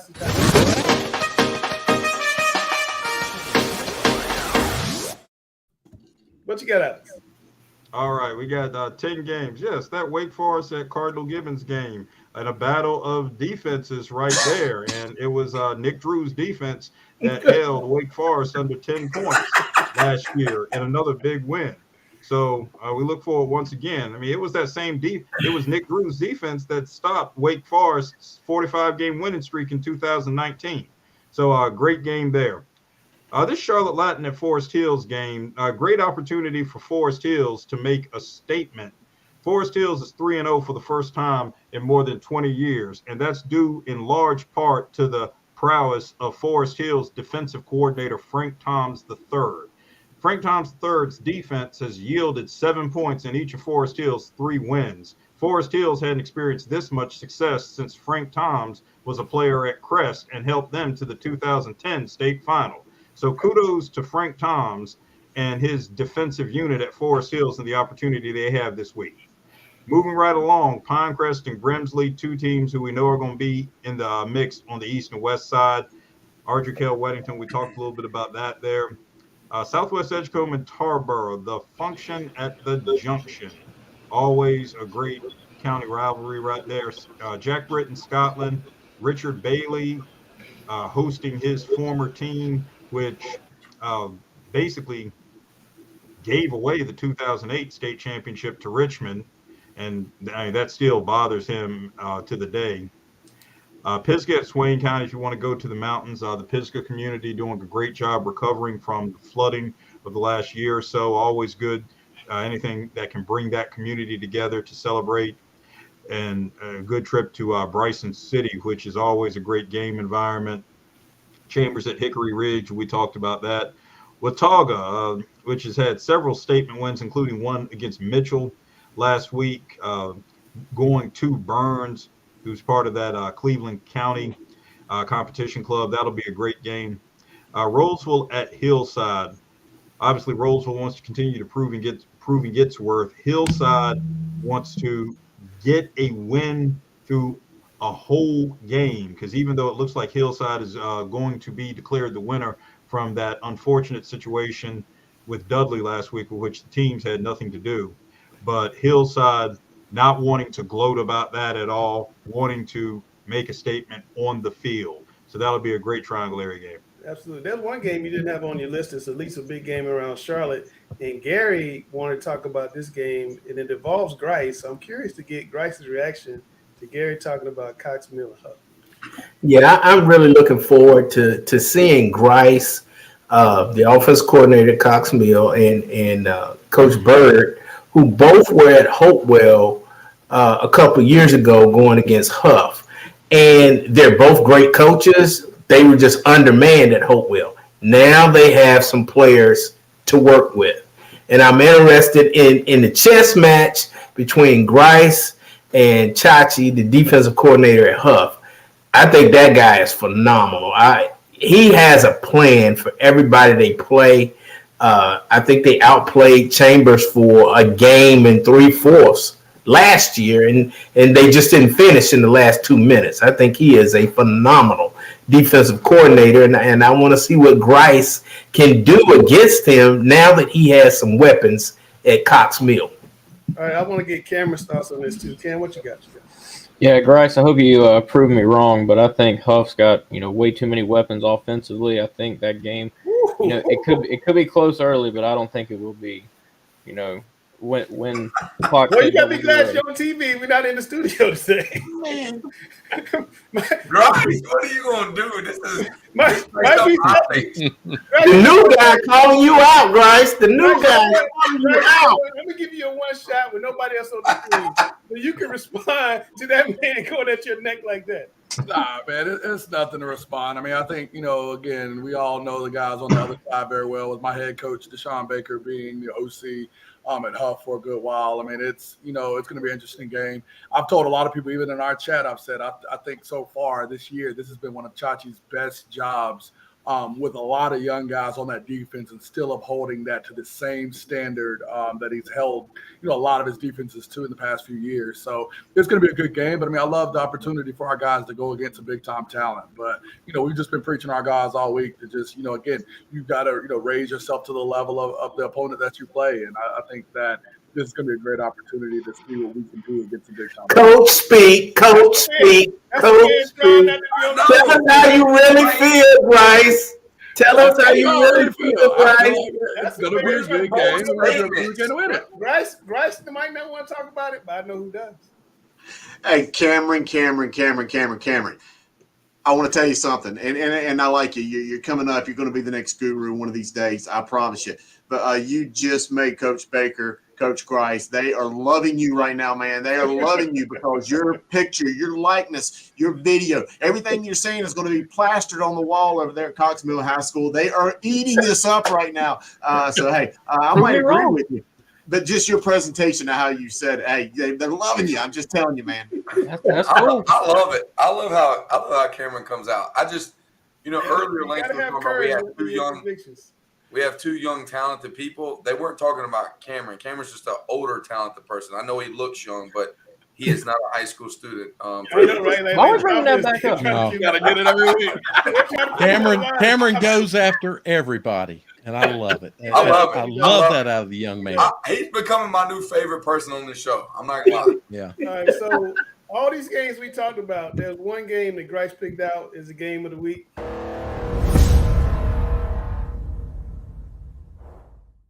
Prize is that one, and we got a chance to talk to the two coaches, so I'm gonna drop that and then we'll come back a little discussion. We're running heavy. I'm sorry, guys, to be with us, but we're gonna drop the coaches and we'll start with Jupiter Wilson. I don't know if you need a signature win, but I definitely think it's on the table for us. Since I've been at Hickory Ridge, even in girls basketball, probably just been right on the cusp. I would probably say we had it when we beat Independence from a basketball standpoint, and then in football. Probably haven't had that quote unquote what everybody would say the signature deal, but I do think it's important for our guys to understand. Hey, if we want to be a great team or considered a great team, we got to go out and beat the best teams. How big a deal is it that you guys aren't going to be intimidated? Chambers kind of has that aura about them when they come play people. It's kind of 7 or 14 up before the game starts. You guys aren't afraid of them. No, that's one thing I will say. A lot of teams, when they step off the bus or whatever the case may be a little intimidated, maybe a little scared, or how that goes. But I will say with my guys, there's no intimidation factor. They're looking forward to the games, and that was even last year. And I believe that actually started when we played them in JV 2 years ago. And this same group of kids beat them. I think it was like 28-0. So, those kids aren't going to be intimidated. How big a deal is it to have it at home again? I think it's important. I actually said that this morning when we had our coaches meeting, just from our standpoint, our fans, our crowd, all that good stuff behind us. We played them last year in the regular season. It was over there, and our kids played well once they kind of settled in and said, hey, we're going to just go out there and play. And then the second time I thought we were ready to play, and our kids were. And that touchdown we gave right before the half, man, it was thought we were fine. And then we get to halftime, you can see some of the juice was gone for whatever reason, tied up 14-14. And then in the second half, kind of laid ahead even after stopping them that first series. All right, Grice is going to give his 3 keys to victory on the show. What are Jupiter Wilson's 3 keys? What do you guys have to do to beat Chambers? Number one, we have to not turn the ball over. We can't or minimize it. Number two, we have to play disciplined football. And what I mean by that is the penalties, things that we can control. And then number three, we just got to be in the moment in those tight situations. We probably going to have one on that Friday night. And just when those moments come, we just got to go out there and execute, because all the other stuff, being physical, being mentally tough, all those things that, coaches are going to talk about as it relates to a game like this, I know our kids are going to be ready to go and doing all those things. So I would put those three things that I just said above would be the key for us personally. All right, so as a rebuttal, Bryce and Gary got a chance to talk to Brandon Wiggins over at Chambers. We'll check him out. Coach, good. We've been following you so far. This great start to this season. Of course, tough loss to Highland Springs, great bounce back win versus Glenn. Can you talk about that bounce back and just even for you, being new there at Julius Chambers, how you handled that with the kids and came back with a really good win over probably a playoff bound Glenn High School team? The biggest thing, just focusing on us. I felt like the Highland Spring game, we had opportunities, to get off on third downs and score in the red zone, and just really keying in on those fine details. I think from the 2020 we're playing good, but it's just special situations we got to work on. So the practice plan was to make sure that we implement, toughness in a sense. We had tough Tuesdays, and it just coning in on just situations. Overall to help us get through hard games like that. Highland Springs is going to be a playoff team. They'll finish top, 2 or 4 in the state, and we expect to do the same. So just making sure that hey, this is where we're at right now. This is what we need to improve at, and just honing in on those fine details as we're moving forward. Oh, I agree 100%. So, now, coming up against Hickory Ridge, I feel like with this schedule, again, it gives you no favors. You face top, teams. Another one coming up as the cream of Cabarrus, number 1 ranked Hickory Ridge, Raging Bulls. What do you look at going into this game? They've got a lot of top talent. What is your focus and mindset going into this to try to ensure you get the victory heading into conference play? Just matchups. I think Hickory Ridge, Coach Wilson does a really good job with that program. He's done so for the last 2 to 4 years. So biggest thing, just matchups, keying in on matchups. I'm anticipating the rain, so just putting those players through those type of situations. So where, hey, it's going to be wet on Friday, it's going to be muddy, so we're not going to be able to do things that we're normally doing as far as like outflanking and try to get out on the perimeter. We're going to have to pretty much grind it out this week. So that's kind of the plan. That's kind of how we're going into the game, and hopefully we'll come out victorious Friday. Coach, I remember a couple of years ago when Coach Farabee got the job at Vance, now Chambers, and he talked about how the kids put the culture of the program on him. How has that transition been for you, moving from your previous school to Chambers? What have you learned about the culture, and what have you brought that they have done or they may have done differently in the past? The culture is the culture. Chambers High School, Vance High School, Mud Boys. We are who we are. We're going to be gritty. We're going to be hard nosed. We're going to be tough. Chambers tough. That's a statement. That's us. Our team culture is pretty much player led. We have a really strong senior class. And a lot of times I don't really have to say much. When I do put my input in, it's more so about the details, understanding the situation, understand football, just teaching football overall. Hey, in this situation, we want to do this. In this situation, we want to do that.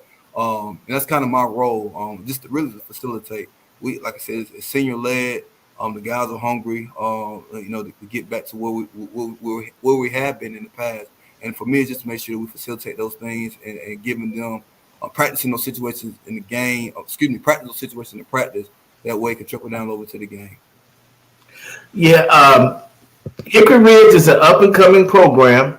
They're looking for a signature win, and if they could beat you on Friday night, that's a signature win for their program. How do you maintain the intensity of the lit back tour when you've always lit Hickory Ridge? Keep the kids' intensity. I got you. For my guys, the smallest thing will piss them off. So For me, when I do our scout reports, I just look for little things on the internet, whether it's the media, things like that, to kind of get those guys fired up, motivate them. Just finding unique ways to keep them fired up. We understand that we have a target on our back. We always gonna have a target on our back with Chambers High School, but at the same time, I feel like the guys are doing a good job of handling that, especially going into the games on Fridays. All right, Coach Wiggins, man, we are glad to have you on. I know personally I'm excited to see you continue to grow and lead this team's success. Harrisburg is going to be rocking Friday night as you guys go up there to face Hickory Ridge. Best of luck to you, Coach, and I'm sure we'll talk to you later on in the season. All right, it's time for Bryce to break it down and turn the guys loose. I can't wait till y'all wait to hear what y'all have to say about this game.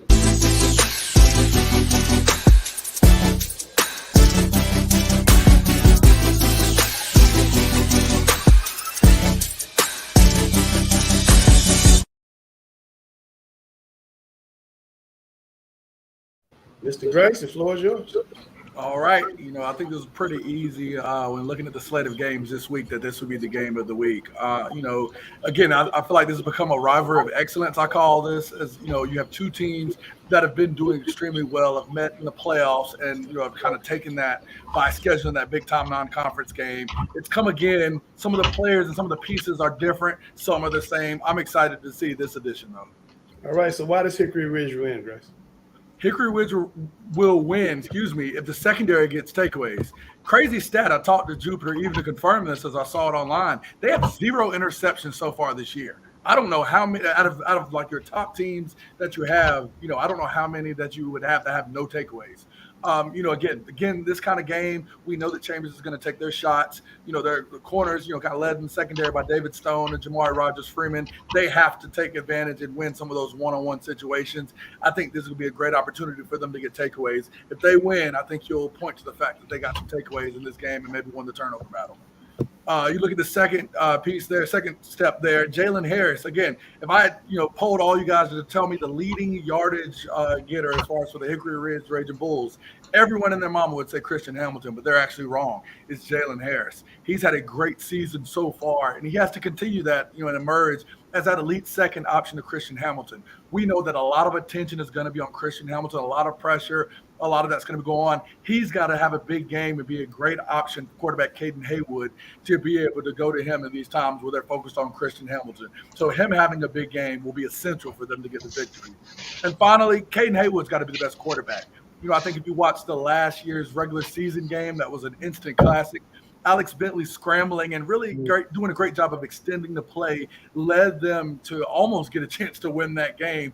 Of course, with Hollywood, Dalen Smothers scoring with, I think, about 7 seconds left in the regular season game last year. Caden Haywood's got to be the best guy here. He's got to use a combination of his arm and his legs. We really haven't seen Hickory Ridge emerge with a solid and consistent running game. He's got to be that guy to step up and take that man on this game. All right, flip it for me. Tell me why Chambers wins. Chambers got to win. They've got to get key contributions for different players. Of course, we don't have the defined injury report as as the professional sports have, but definitely there's been some talk of guys being game time decisions and maybe some shuffling along on the offensive defensive side of the ball. So some different names. You talk to Zion Booker, Sean Walker with a big performance last week against Glenn. He's going to need to replicate that. On the defensive side of the ball, those corners, Henderson and Rondell Carter got to have big games and be those leaders with some of these guys maybe not exactly being 100% or maybe not even playing in the game. They've got enough talent. They've got guys. Those guys understand they have to be the sole contributor and maybe a big-time contributor in this game. Secondly, they've got to shut down Christian Hamilton. I think there's no ifs, ands, or but about it. The UNC commit is one of the best receivers that we have in this state, one of the best receivers in this country. If he is allowed to get off and do some of the things that we've seen him do in other games, I think that, they're going to, have a great chance to win this game. Chambers, no ifs, ands, or buts. Even watching the state championship game and, Cardinal Gibbons doing a great job of taking shots on these corners. If I'm Jupiter Wilson, I've seen that. I understand that these young corners, while they're growing for Chambers, they've got to continue to shut down Christian Hamilton. And finally, they've got to win the turnover battle. I think that Hickory Ridge, again, as we talked about, the low number of takeaways that they've had. Chambers, again, with their defense, we know the defense isn't, what they've been in the past, but I think that secondary is, if healthy, is a pretty active and pretty good secondary with a couple D1 guys there and another, a few guys that I think that are going to have that opportunity to make some plays. So I think it's going to be a great game. I think that Chambers, of course, is going to be favored, but Hickory Ridge is going to have to play the game of their life, I think, to come out on top. Chris, what do you think? I think Hickory Ridge is going to play the game of their life, and I think it's going to be one heck of a barn burner type of game. I think the atmosphere is going to be electric. I think that Chambers is going to have to come in, and they're going to have to weather a storm, and they're going to have to play Chambers football. They're going to have to do the things that they do because it might be an ugly game at times for them. But I think ultimately, come fourth quarter, they're going to find a way to do what they typically do. But I'm not taking anything away from Jupiter and the Hickory Ridge team. I mean, they're a phenomenal team, and they will be in this game. But it's going to be a monumental task for them to win this game. They may do it, they may not, but I think it's going to be worth the price of the ticket. Yeah, Sam, last year, Chambers won because they gave the ball to that guy, Hollywood, on that last drive. It's one of the most phenomenal things I saw last year. I know Jupiter's your buddy. You took him to Vegas to the NFL thing, but does he really have a chance on Friday night? Yeah, he definitely does. I think Chambers is phenomenal, but I just think that we're underestimating how good Hickory Ridge is. I think this is his best team he's ever had, and I think this is going to be a year where you see them late come playoff time where they're making a run as well. I don't know if they're there yet because of the young quarterback, but if he's able to be as tough as I know his brother was, I coached his brother.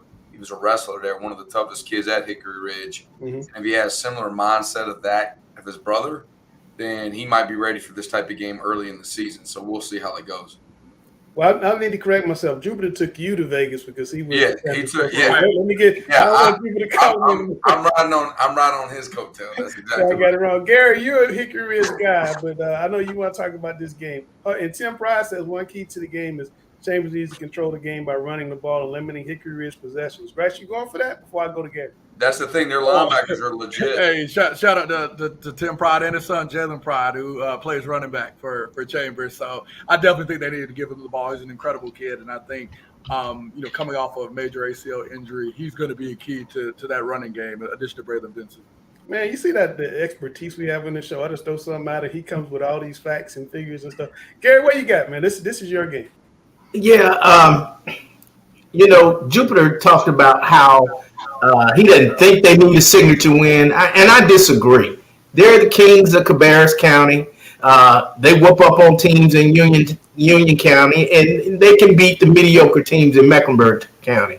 But if you want to be recognized as one of the top programs in the state, you got to go through Mecklenburg County against the teams that have that winning tradition and culture, such as Chambers and Huff and Mallet Creek and Butler. And when Hickory Ridge has played those type of teams, they found a way to keep it close, but then they lose in the end. And I think the key will be for them to be to play with emotion, but not be emotional. Sometimes kids can get too high, and it leads to penalties, it leads to mental errors, and I think they need to make sure that they play with emotion, meaning intensity, without being emotional. And then the other key, when Hickory Ridge has lost these games, is usually been at the end of the first half, start of the third quarter. They have got to learn how to close out quarters and get off to a good start in the second half. As Sam likes to say, and it rings true to me, to beat a man, you got to beat the man. And it's time for Hickory Ridge to step up and beat a quality opponent. Dominating Union County and Cabarrus County only gets you respect in Union County and Cabarrus County. Are they gonna let you get a hot dog at the concession stand on Friday? You might be paying. Hey, I'm just facking, man. It's time to win. Those kids have been together, his senior class, for 4 years, and it's time for them to get a signature win. And this is the opportunity. Also, it has long-term consequences because, I think they'll dominate their conference once they get to conference play. But now you're looking at seeding in the second and third rounds, where you're going to play those games. Guru And shaking his head. What are you not buying?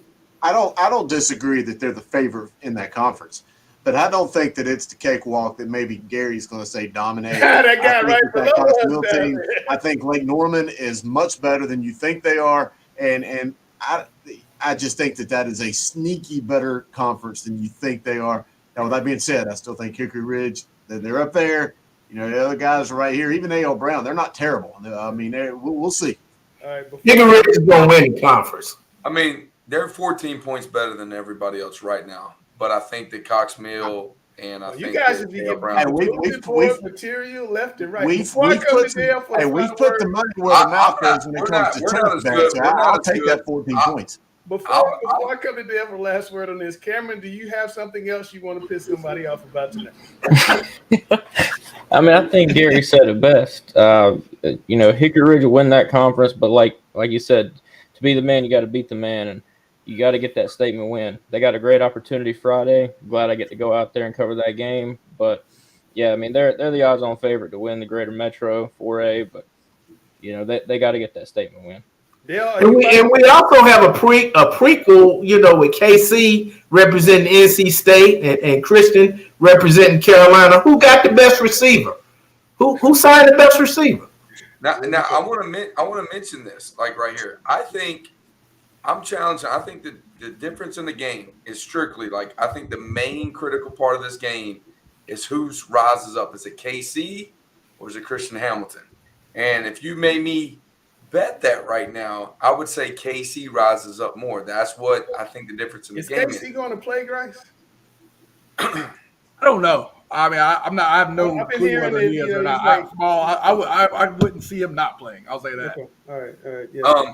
But Christian Hamilton needs to be able to come out of this game and just want to put it on his back and be able to make big plays because he's a talented receiver and he has that capability. But I could see him, you know, not demanding the ball. And I think KC is the opposite, where you better daggone give me the ball. And they're going to put KC back there in the Wildcat and give him the ball. Before I come to Dale, Cameron, real quick, 30 seconds. Yeah, one of Grice's keys was that Caden Haywood has to be the best quarterback on the field. That's a very tall task. I don't think there's any way that he can outshine Bubba this week. But, you know, if he played the way he did against Charlotte Catholic, he's got a very good chance, you know, to do that. But Bubba Camp's going to be ready. Bubba looked mighty relaxed when he came on show earlier today. Dale, are you buying any of this? Hickory Ridge is the favorite in the Greater Metro. Hickory Ridge needing this as a statement win. Hickory Ridge being there in the fourth quarter. So I think as far as the game's concerned, Hickory Ridge has a chance in this game. I think if they both play their best game, it's going to be a very competitive game, but it's a Chambers game. Chambers has the potential of making discipline errors, and that's where I think one of the places that Hickory Ridge is going to need to come to play, take advantage of those. They need to maybe take a chance when they get into the red zone, but they're also going to need to get points, I think. If Chambers doesn't play their A game and Hickory Ridge does, Hickory Ridge. I think one place Hickory Ridge definitely has an advantage is in the kicking game. We'll see how that plays out.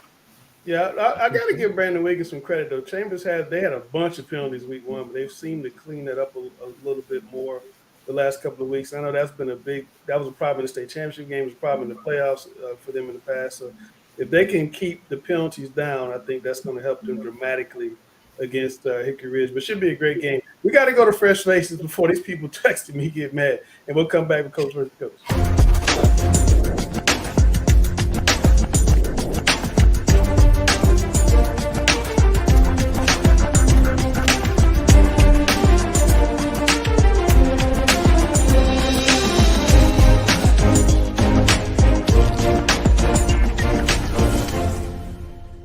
Get to our crop of fresh faces. First guy being Jason Hurts of Porter Ridge. He's a senior, 245-pound defensive tackle. Got to point out the grades, has a 4.5 GPA, also has an offer from App State. Coach, what do you see in Jason? Well, one thing is App State can use him right now. Did you see App State's defense on Saturday? They can use a good defensive tackle.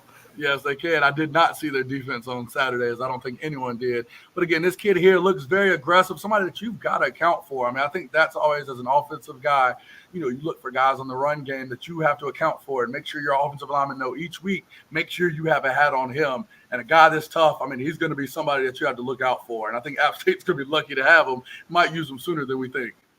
Yeah, and the thing about D linemen, when you have a dominant D lineman, that also helps your linebacker play because the offensive linemen have to stay engaged on the double team and they can't get to the second level. So that's a big integral part of a team's defense is being able to have a D lineman who can eat up blocks.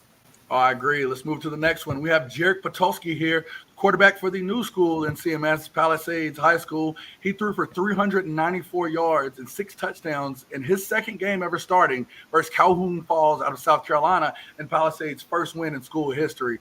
Coach, talk about this new young quarterback here.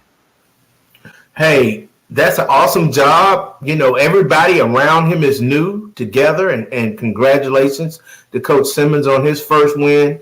But, they're 2 weeks into the season, and to get a play like that, they have a sound building block to begin with, a good foundation for a new program.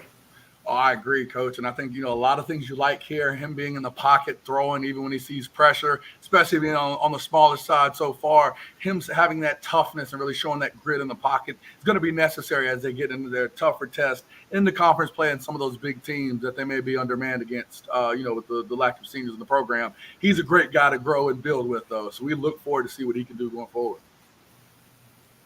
All right, let's move to the next guy. Here's Elijah Sellers out of North Mecklenburg. Again, we've got a freshman here. Plays both sides of the ball. Playing up on varsity as well at 5'8", 150. Plays receiver and a little bit of DB. Coach, I know we don't have a lot on him being a freshman, but the fact that we do have something on him lets you know he's going to be primed for big-time ball soon. What do you see, Coach? Yeah, and I've always said when a kid can go both ways, he makes himself more recruitable to colleges, but rarely do you find a freshman in an established program that goes both ways. So this kid must be really special if he can play offense and defense as a ninth grader. Agreed. Following the footsteps, of his older brother, actually, Ethan Sellers, that played DB at North Mech, now is playing D2 football. So someone definitely to look out for. Let's get to our last guy here, Zane Williams out of Wake Forest. Again, Wake Forest is 3-0. Coach Reggie Lucas keeps them going well. He's averaging about 10 tackles per game. He's 5'11", 205 pounds, and is a junior linebacker. Coach, what do you see from this guy? He's got to be that reason Wake Forest is 3-0 again. Yeah, he makes plays. Look like he's on special teams here. He looks like he's the leader of a defense that's always very good. And he's standing out in a program that's already very good. Oh, I agree. And I think you pointed out special teams being able to do it. We've already seen him on kick returns, seen him block a punt. We see what he's able to do, of course, in his natural role on the defensive side of the ball. That relentless nature, again, is something that's integral to Wake Forest. And I think, that defense, of course, as we know, Reggie Lucas has always kept a mean one.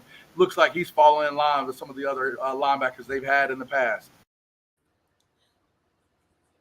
Oh, man, call me sleeping right here. Hey, man, it has been a heck of a night, but it has been a long time since the three of us got in this cage and got ready for the cage match that we're about to do here tonight. Coach versus coach. Let's lock the door, man.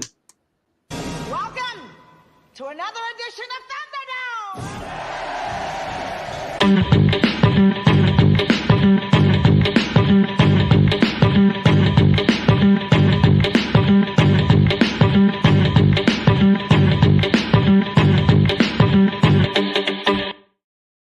I don't know if it's the 5-hour energy, if it's the Starbucks to Dunkin' Donuts or this sun drop right here, but you can't see it because of the green screen. But, man, I have been waiting for this coach versus coach. Man, it's been a long time. I've kind of been on this semi-retirement for a while, but here we are back at it again, going into this big week.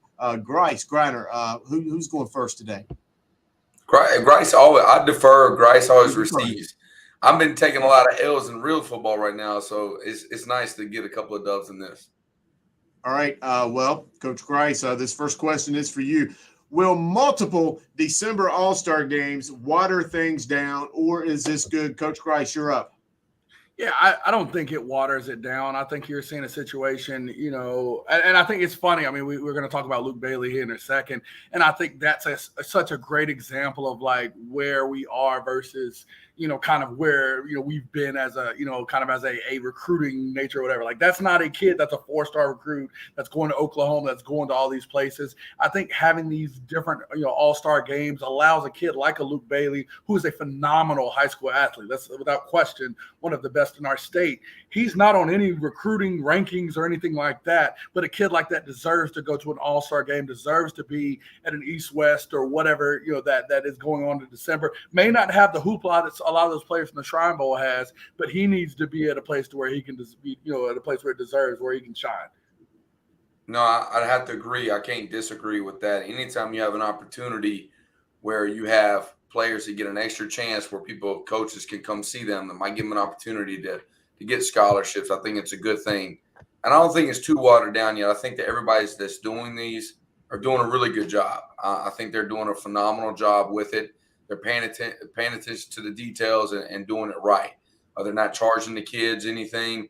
They're providing them with a lot of service, and I really like seeing it. I think it's perfect right now. I'm going to throw in there. I'm going to agree with both of you, man. Some of them I do know have charged some kids some money, but, that's neither here nor there. I'm not going to go into the weeds with that. But, the Shrine Bowl, they haven't played a game in 2 years. They're the granddaddy since 1937. They were the standard when it comes to football. But, I just don't think that's the case now. I did TV for the Carolina Bowl last year down in Gaffney. Obviously the Queen City Bowl. Next year when the East-West All-Star Games moves to December, I think that is a game changer in and of itself. I think that the crop is wide open to give a lot of these young men a lot of exposure. I think this is a good thing. I know that that's an unpopular opinion, and I'll probably take some hate mail from some of my Shriner friends for saying that, but it is what it is, and I like it. Well, I think Shrine Bowl does a great job. I just think that they need to reevaluate themselves and make them more modern. And I think they can still be at the top. Let's be honest. No, I think you're right. Yeah. All right, Coach Griner, you're going up first in the second question. Is Milltown's football dead in North Carolina, and will only the city schools rule from now on? No, I don't think it's dead because, like you said, some of the traditions and the games, like of fans showing up, that's still a part of football. I think when you're talking about the level of competition, it's not dead because there's still programs. And what a program is something that has such good tradition. It's hard to beat those type of teams. They might not have as much talent as someone like in Charlotte or surrounding areas, but there's something tough to beat a program that's been there, done that, they're used to winning. So there's still a place for it. But like I said, the talent level, a lot of colleges are going to come out to the surrounding areas in Charlotte and then nitpick around the other areas. I mean, I think it's tough, man. Honestly, I don't know if it's dead, but I mean, we got the family in here, and we're calling close, the next of kin. I mean, it's getting very close. I mean, I think you're seeing a situation where you've got guys. I mean, we've seen it. And I'll name it. I mean, we've seen L. Brown, Coach Newsom. We know Coach Newsom's done a fantastic job at L. Brown, and I mean, his coaching career speaks for itself. You've seen some of the trash on these fan boards that have been absolutely destroying in the last few years. And it's just one of those situations where the expectations can't be the same when the neighborhood changes, and I think that's really what it is. That doesn't dictate who he is as a coach. I mean, goodness, how he started so far this year. I mean, you got to watch for him. I mean, he's showing you that no matter what, I'm gonna make the best out of whatever I have, and I think he's doing a great job. So it's on life support. I mean, we see with Richmond County losing a lot of guys and not being what they were before. But I think the biggest problem is that the expectations don't match the current situation, not the fact that the coaches and the kids aren't doing it. I mean, to give like Newsom so much credit that he's literally made the Bell game not a game anymore. I mean, he's literally right, won sure. how many years? I think his winning percentage is the greatest ever at A.L. Brown for winning the Bell. I mean, But you got to go back to even looking at the year, I think it was 4 or 5 years ago when he first lost when Gentry was at Northwest Cabarrus, and he lost to Central Cabarrus. That was the first time he did that. I think that happened within maybe like 50 years or whatever. But I mean, again, the neighborhood changed with Northwest Cabarrus. Then you add another school, with West Cabarrus. I mean, you've got just different places that have popped up, and A.L. Brown isn't, even we're looking at Richmond County. Some of those areas don't have the plethora of talent that they had anymore. And it's no discredit to any of those coaches. But again, it's just the neighborhood's changed. Did you say you're calling all cousins? What did you say? Calling next to kin. You got to call next to kin, Brian. Come on. But I've got to agree with you, man. You know, I'm sitting right here as we speak, broadcasting from the North Carolina Research Campus, which is on the site of where the big Cannon Mills used to be here in Kannapolis. So, I mean, I have seen firsthand growing up in this town how a mill can move out and just completely change the dynamic of the team or the town, which obviously forged a different path for A.O. Brown High School. You know, I've seen it down in Richmond County, Bertie High School out there in the eastern part of the state in Windsor. You know, it comes to mind a big mill town. Burlington Cummings, huge mill team back in the day. But there is one mill team. In fact, they still have on their jerseys, it says Milltown, and that is Pisgah High School. That is the one mill town that I don't think is ever going away. The paper mill there in town, you know, that is that town, that is their team. So we will continue to see that one mill team go strong. It may be the only one hanging on, but I think we'll continue to see that. Final question goes Coach Grice. You're going up again. Providence Luke Bailey had 429 yards, 9 touchdowns Friday. Where do you think that ranks here in the all-time list in North Carolina? Man, it's up there. I mean, I know he talked, I think, 13 maybe overall. For me, I look at it as just, one of the biggest performances that we've seen. I think a lot of it just being that, he didn't play for a great team. I mean, let's keep it honest. I mean, Providence isn't a state championship contender 9-win team this year, and to see that performance of a guy, and again, we look at the guys on that list. You're talking Elijah Hood, you're talking Daryl Vereen. I mean, you're talking guys that played big time ball and either made it to the pros, or had a very good opportunity to do so. This kid isn't that in that regard as far as the recruitability is comparable to those two men, but to see a guy like that have a performance, and he's not playing Sisters of the Poor. I mean, Coach Tim Boyd is going to build that Parkwood team up to be pretty good, and I think they could win 3, 4, maybe even 5 games this year. So to do that against a team that isn't a horrible team, to do that in a situation where you're not an all-time recruiter or anything like that, and to still enter your name in the record books, I think pound for pound, that's one of the best performances we've ever had or ever seen in the state. Yeah, what was the exact carries? Does anybody know the carries for the 429? 36 maybe? 36? Yeah, yep. As much crap as I get with the Kavars Kraut stuff, I've never given him a 36 carries. But I'll tell you what, efficiency is amazing. Like watching him run, he's not a burner. He's not a guy that's a 4.4 guy, but he's very efficient in his running style. Like you said, his jersey was very, very clean at the end of the day. I think that's why it makes it rank so high up, because the efficiency of what he did it as. Like he played at the top level he could play at, 100% effort. He has a great offensive line coach there. And I think he was able to make plays when he did. You saw him make a couple of stiff arms, a couple of side moves. Just efficiency in that 429, 9 touchdowns, I think it ranks really, really up there. And it gives other people a chance to show that you don't have to be a top 100 player in the country to be able to do these type of performances. And it's be looked at as like, something that someone should be like, wow, very proud of because of what he did. I think it's big time, definitely. Yep. Yeah, I think just from the historical perspective and things that I have seen over my 20 or 30 years of being around high school football here in North Carolina, it's certainly up there in the discussion. Luke Bailey is certainly there. I think of the gold standard is that performance that TJ Logan put out there against Charlotte Catholic in the state championship game for Northern Guilford about 10 years ago. That was unbelievable. And while the numbers might not have been the same, up until about the 90s, Nick Maddox's 1997 state championship performance against Northeast Guilford was not just a state record, but a Keenan Stadium record, which included all the Tar Heel performances of touchdowns, yards from kick return, punt return, passing, receiving, rushing, all in one game. That was a pretty impressive one on a state championship stage. That TJ Logan one, man, I mean, yeah, that was hard to. I was at that TJ Logan game. I was writing my story, and every time I looked up, y'all would nudge me. He scored again. So I'm like late to the deadline. Look at this guy.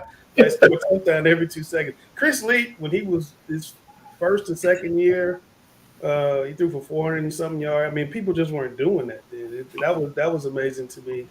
That was a heck of a performance. I've seen a lot of them, but 429 is 9 touchdowns.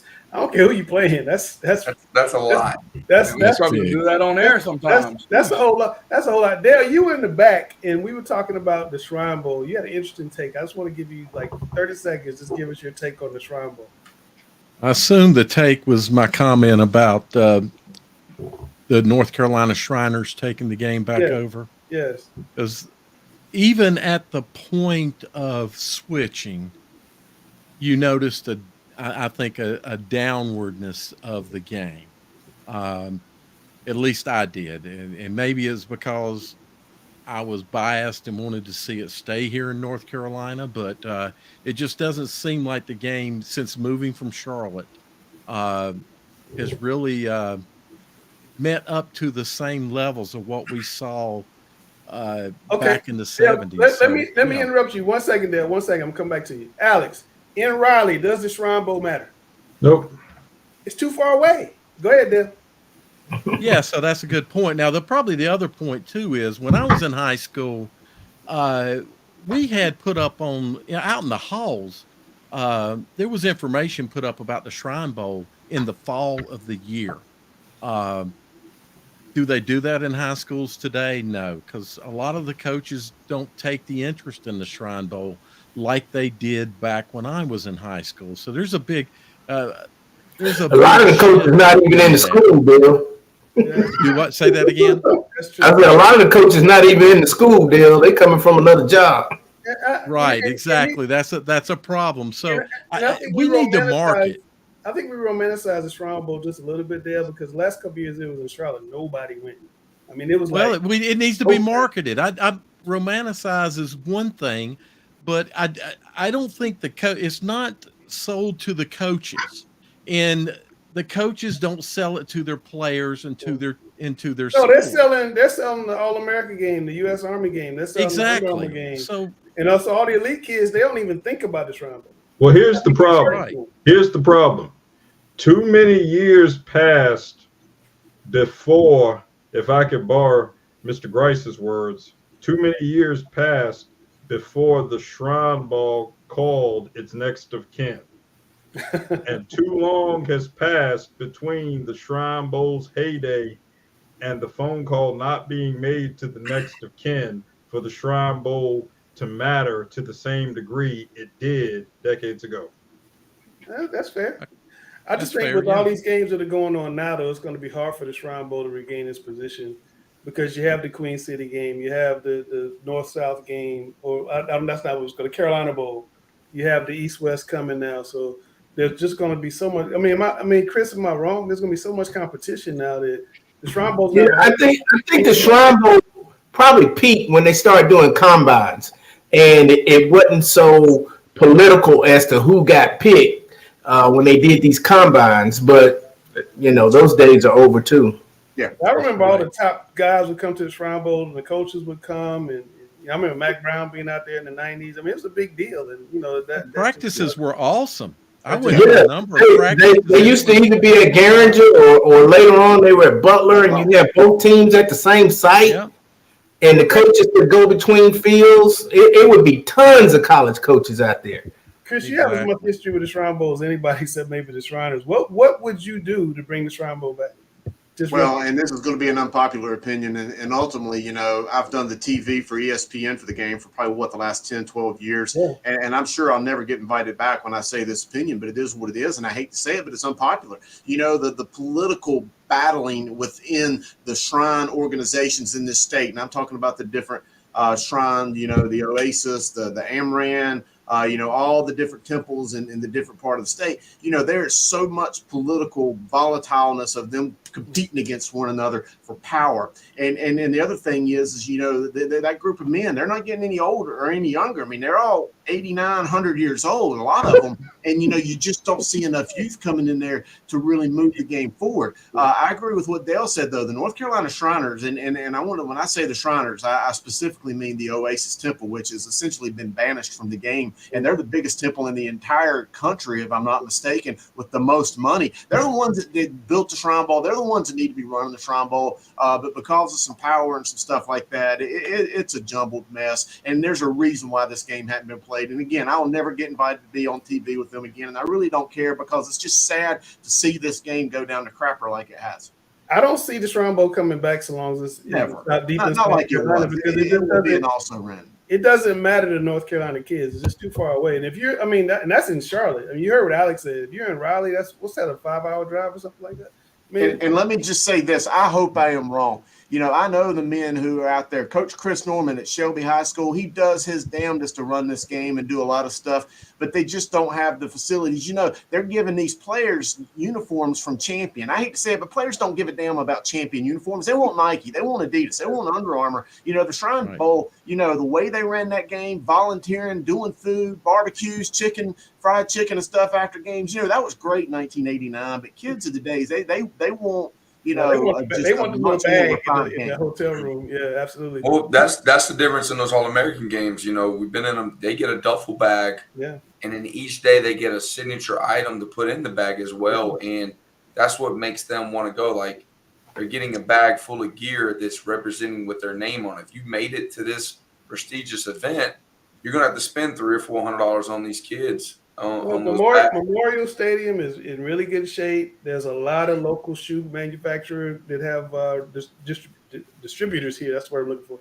So you get a Nike, you get an Under Armour, you get affiliated with the game, and Adidas. Adidas will probably be the big one. And, you know, you hosted it at Memorial, and one team practice after the other. Maybe you practice somewhere nearby.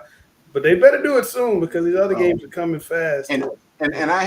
And I got to say, I hate to throw the Shrine Bowl's dirty laundry out there. And if for some reason I turn up dead this week, you look at me under a dump truck somewhere, some Shriner's probably going to run me over. And I hope that I'm wrong. I want this game to go. It is the oldest high school football all-star. It is the original high school football all-star game, not North Carolina, in the entire country, 1937. So I want it to be good. You know, I'm like with Dale. I romanticize about that game. I remember as a kid going to Memorial Stadium in 1980 to see Ethan Horton before 26,000 people. I mean, I remember what the Shrine Bowl was, and I want to see it like that again, but I'm just scared that it just ain't.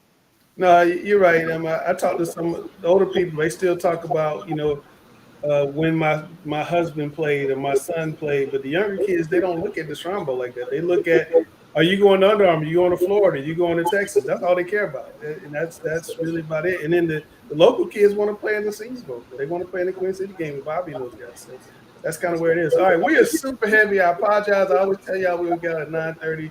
It's 9:56.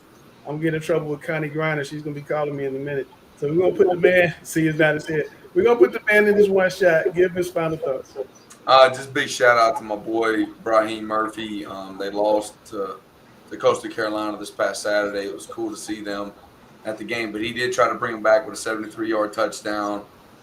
Beautiful catch. Ran it in there. It's one of those ones that was floating. You were afraid he was going to drop it. That would have been devastating. But my favorite thing about the game is just to see how much his teammates love him. When he scored, and when the other people score, the camaraderie they have together, it's really special to see. And I'm blessed to go flying up Friday to watch him play in this game. And I'm trying to take it all in because it's his senior year. But I'm going to try to see at least 4 games this year. And just if you can watch the Army games on TV, check them out. Check out number 8, Brahim Murphy. No, that's awesome. That is. And I mean, even though Sam's on the show, that's one of the best stories I think I've ever covered. That, you know, he would take in a young man in his home like that. It was what CMS calls McKinney-Vento. Didn't know exactly where he was going to be every night. And the boy was 130 pounds or something when I met him. He was like a little guy. And he put on all his weight, becomes a college player, and he's going to have a brilliant future ahead of him in the Army. They're going to take care of the rest of his life.